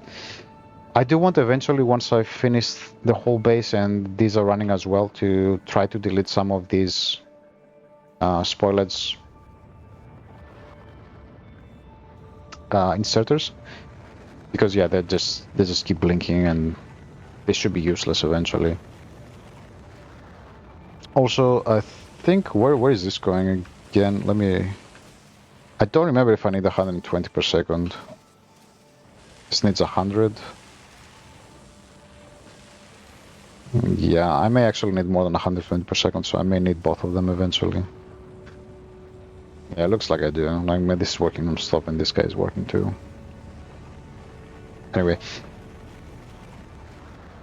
So, yeah, eventually I may delete some of the spoilage inserters, but besides that, not much will change. One thing I will note is the only thing you slightly care about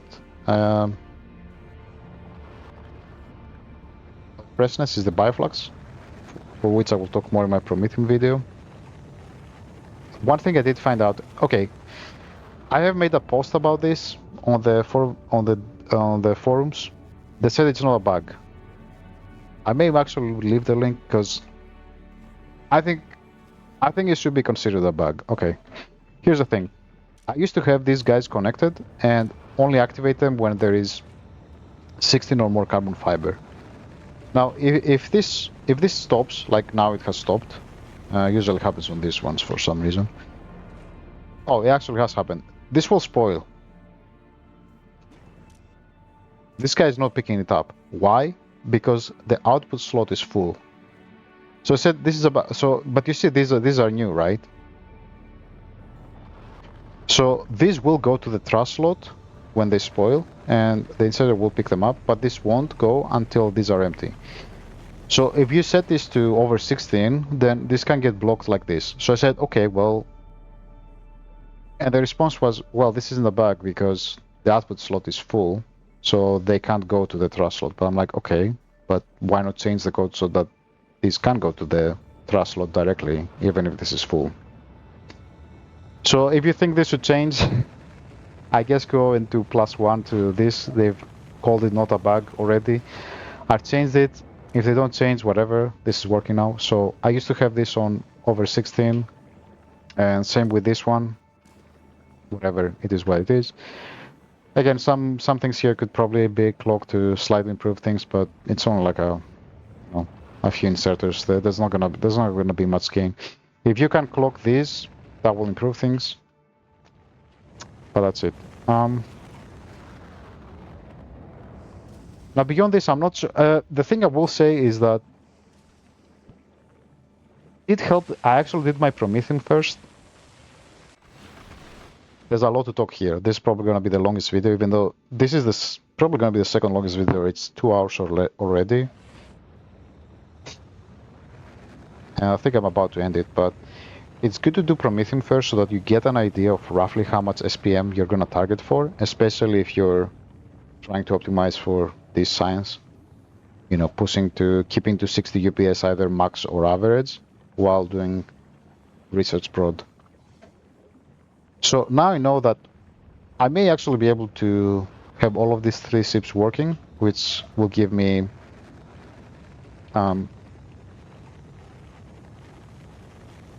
this much, which is basically 3,100 per second, roughly.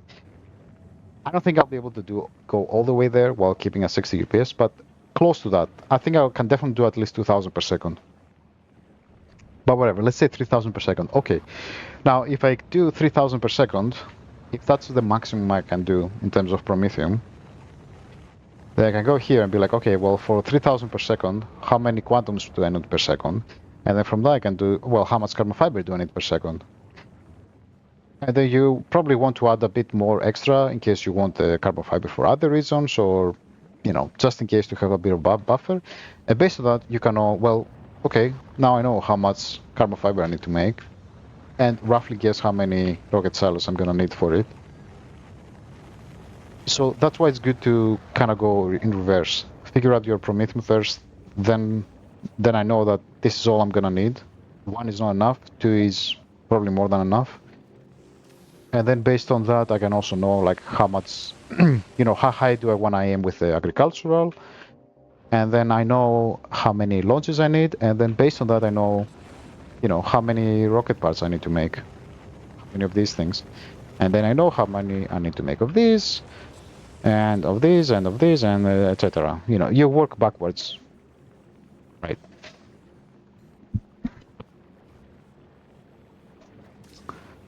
By the way, another small tip: do this. Yeah, do this. Have a full legendary chest where you output the copper bacteria, and then they just spoil here. And yeah, that's great. Oh, another cool thing is if you download my save file, you can go through this. I don't know if it's that interesting to go through this. It's about to. This is supposed to be about the science, but this system will keep some petapods always alive. As I had already done this for legendary. Funnily enough, I had done it for legendary, but not for these guys. Some other minor things. This was a bit annoying. Never mind. I'll go into that into the some other video. But yeah, it's a bit annoying. What chest? Like this is a buffer chest. This is a passive provider chest for spoilage. I should also maybe add a. I have a little chest here for buffer chest for nutrients in case I want them somewhere else. I should maybe also add one for spoilage, just to have some spoilage always. But I'm not sure I want it because technically I bring spoilage here. How come this isn't bringing this spoilage here? Oh right, I think I have it on. Yeah. If I have over 1.5, over 5k. Yeah, I could probably add. I could probably add one. Might as well do that.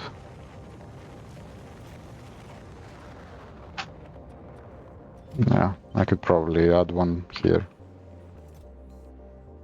Oops. Just to have one in case I need it anywhere.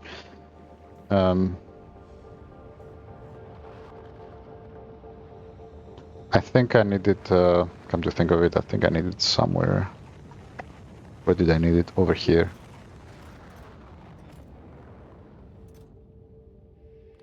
Yeah, there you go.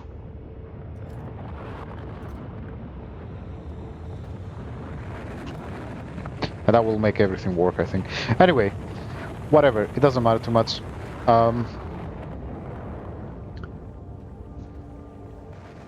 There's a lot of detail here. It was a pain to make this. By no means is this perfect, but it works. It's a pretty nice squarish blueprint. Yeah, I'm not sure. I just don't want to miss anything. Actually, I will pause the video and see if I can think of anything else. Okay, the last thing I can really think about is kind of how I handle the bioflux, because I'm not sure. That's somewhat relevant for Prometheum. It's somewhat general. It's somewhat agricultural. But basically, spoilers. But I think I'm gonna release the Prometheum video also today or soonish. Basically, similar idea to the agriculture. You kind of want it at a standard pace. You kind of want this belt to be full. You also want the belt to be as small as possible in order to be able to feed them non-stop.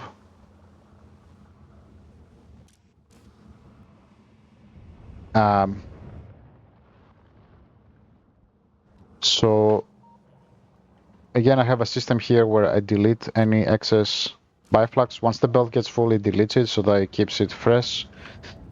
And what you'll notice is, this is why you want fresh, because by the time you finish looping through the bitereg system, yeah, I have 1 hour left, and I started with 2 hours. It's just like because it buffers on the belt for so long. I'll go into it a bit more, but just to get an idea of why you do care to keep this high, but you don't need it like super high. Yeah, it was actually lower in the editor. In the editor, I think I had like 40 minutes. And before I changed my Gleba, before I updated my Gleba from what you saw in the other save file, I think it actually go down to like literally like just barely enough. I think this was down to like 20 minutes or 10 minutes or something. It was enough, but just barely. So that's why you want the bioflux that you get on the spaceship to be good quality. But basically, with the system I have now, the bioflux never spoils. It never spoils. The bioflux that comes here, it always gets picked up in full. it's always like high freshness, so you never these guys never work. I could honestly delete this as well. Same thing here. I'm not sure about this one because I haven't really looked into this one that much, but it's probably fine. Maybe not. Why? Oh, never mind. This is old stuff. Never mind. It's supposed to do this, but generally, yeah. Yeah, the bioflux system someone has to do it. It makes more sense if I describe it in the Promethean how it works, but it's similar to the agricultural system.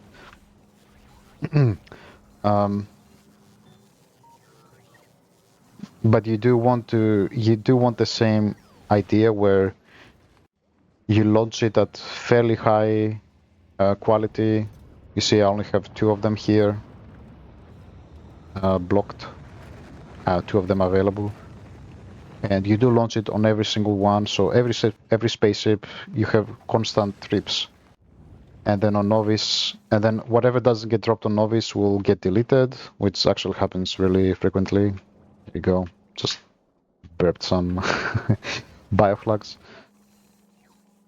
And then even on novice, you delete at the end, and this way you never need to worry about spoilage, basically. And especially with bidirects, it's a big problem. I would say it's a bigger problem with bidirects than with biolabs. With biolabs, I would say it's more annoying with biolabs rather than a necessity. But with biospawners, it's just much better if you don't get spoilage. Much better. Once you have a system like that, you'll never go back. But yeah, I think that will do it for agricultural. I think I've covered everything, literally. I guess the only thing I didn't cover, but this is subject to change, is that the clock that I have for agricultural, like the clock that I have for other stuff, counts to 1 second and is active two ticks per second, whereas for agricultural it's a 12-tick clock or 13 or whatever, and is active for 1 tick. And the reason for that is in 12 ticks, because this belt is moving non-stop, in 12 ticks they can almost always pick up. This is okay. This has more to do with the ones in the back, so the ones over here. They will almost always pick up. You know, if there is something over the belt and this wants to pick it up, it will have the time to pick it up almost always if it's active if it's active 1 every 8 ticks.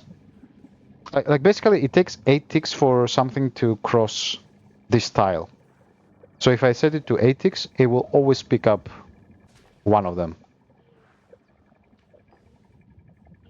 All right. If it's a 12, it almost always, but it works in practice. In practice, it's more than enough. And then anything that stays at the end, this guy will pick it up. And that's the other key thing to note, by the way. I guess that's something I did not explain very well, but it's like, okay, well, the important thing is the new agriculture to never get blocked. But you might say, well, okay, but the freshness here is not great. It's you know, or I don't know, here. Where is it? Yeah, but the freshness here is, well, it's 94. That's pretty good. It's 94. Yeah, because I've been running it now for a while. And here it's 95, and let's say here it's 96. You know, don't you want this to be 94 as well? 96 as well. Where is it? This is the last one. Yeah, because you see, like, this belt is now stacked. If I deleted it more often, so this guy is already getting, you see, this is getting 95, because this belt is flowing. This should be lower, 94.6, and this is 94, 93.8 now. So when it buffers, it drops quickly, as it might be obvious. So you're like, well, why not just delete a bit more so that this guy also picks up really fresh stuff. This is the key insight. As long as this doesn't get blocked, it doesn't matter what's in here. It doesn't matter. Like, whatever you have in here, you're gonna consume it anyway, so why delete it? Why not consume it? The important thing is that these guys do not get blocked. The only thing you're doing by... So if I adjust the number to only delete when it's fully full, yeah, as long as this keeps flowing non-stop, the only thing that changes is UPS. It's like, okay, well, this guy, this is pissing me off. How easily can this guy pick up? How it's basically the UPS of the inserter at that point. For the labs, it doesn't matter. It really doesn't matter. And if anything, I would say you want to keep as much as possible so that the ones that deliver over here, you need less. I see it actually dropped a little since I. Yeah, actually, I meant to enable a third one because it dropped from 183 down to 181, but you know, whatever. Because I fixed the problem. You actually want to keep more, yeah, so that it's better for UPS and it's better for these guys. That's the key insight, that as long as these are working, you're getting the maximum freshness anyway.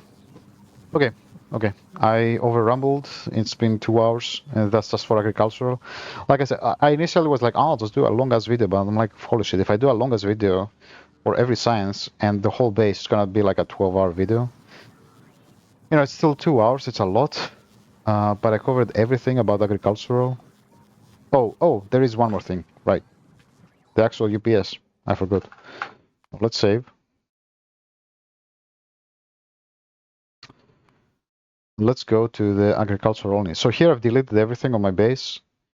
You're not getting the full picture. It's impossible to get the full picture of just one science.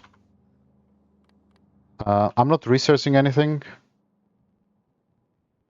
But I am bringing it and then deleting it. So, you know, I'm deleting everything. Normally they'd be picked up by the science.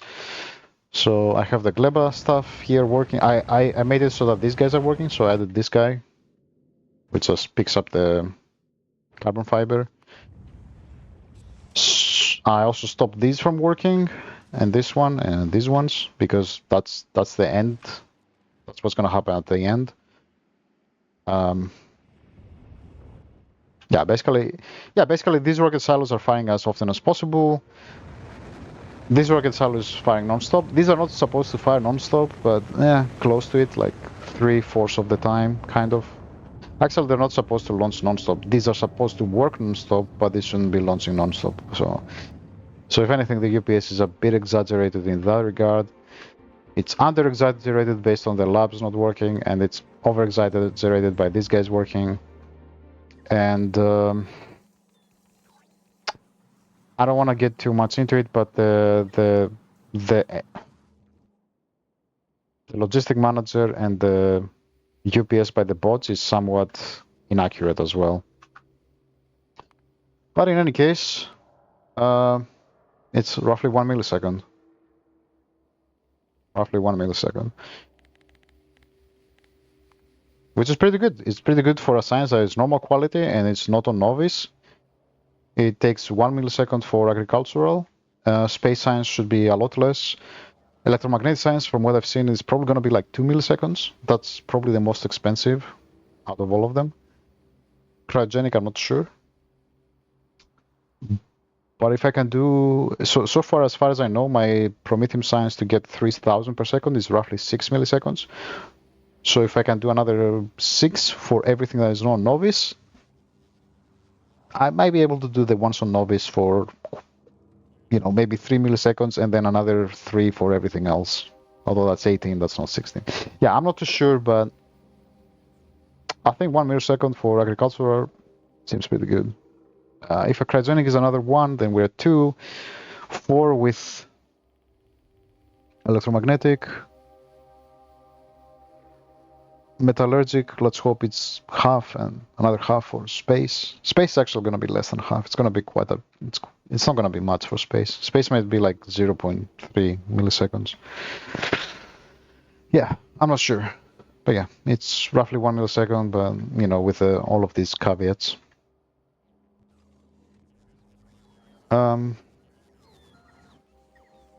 Okay, that will do it. thank you for watching. I will also do one of the Prometheum, which again, it's not finished. They can't really be finished until I finish my Megabase, but yeah, like I said, I would get tired of releasing everything at once. And then maybe the final thing, I think the final video may be the actual Megabase where I just present the whole thing and stuff. But it will probably be Prometheum, then I'll do one on white science, although there's not that much to talk about in white science. Then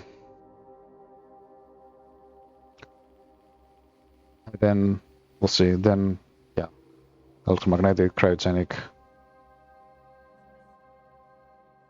metallurgic. The electromagnetic one will be slightly long. The cryogenic might also be long as well because there is some stuff to think about there. The metallurgic will be very small. Same with space science. The novice one will be long, but it's going to be all of them together. And then there's going to be on the hub, one on the hub and other stuff. Basically the hub and everything else. Or maybe just do one on the hub and then one for literally everything else, all the miscellaneous stuff. And then just to also release the video that's going to be, just here's my Megabase, guys. Look, high SPM. Yo. Okay, bye-bye.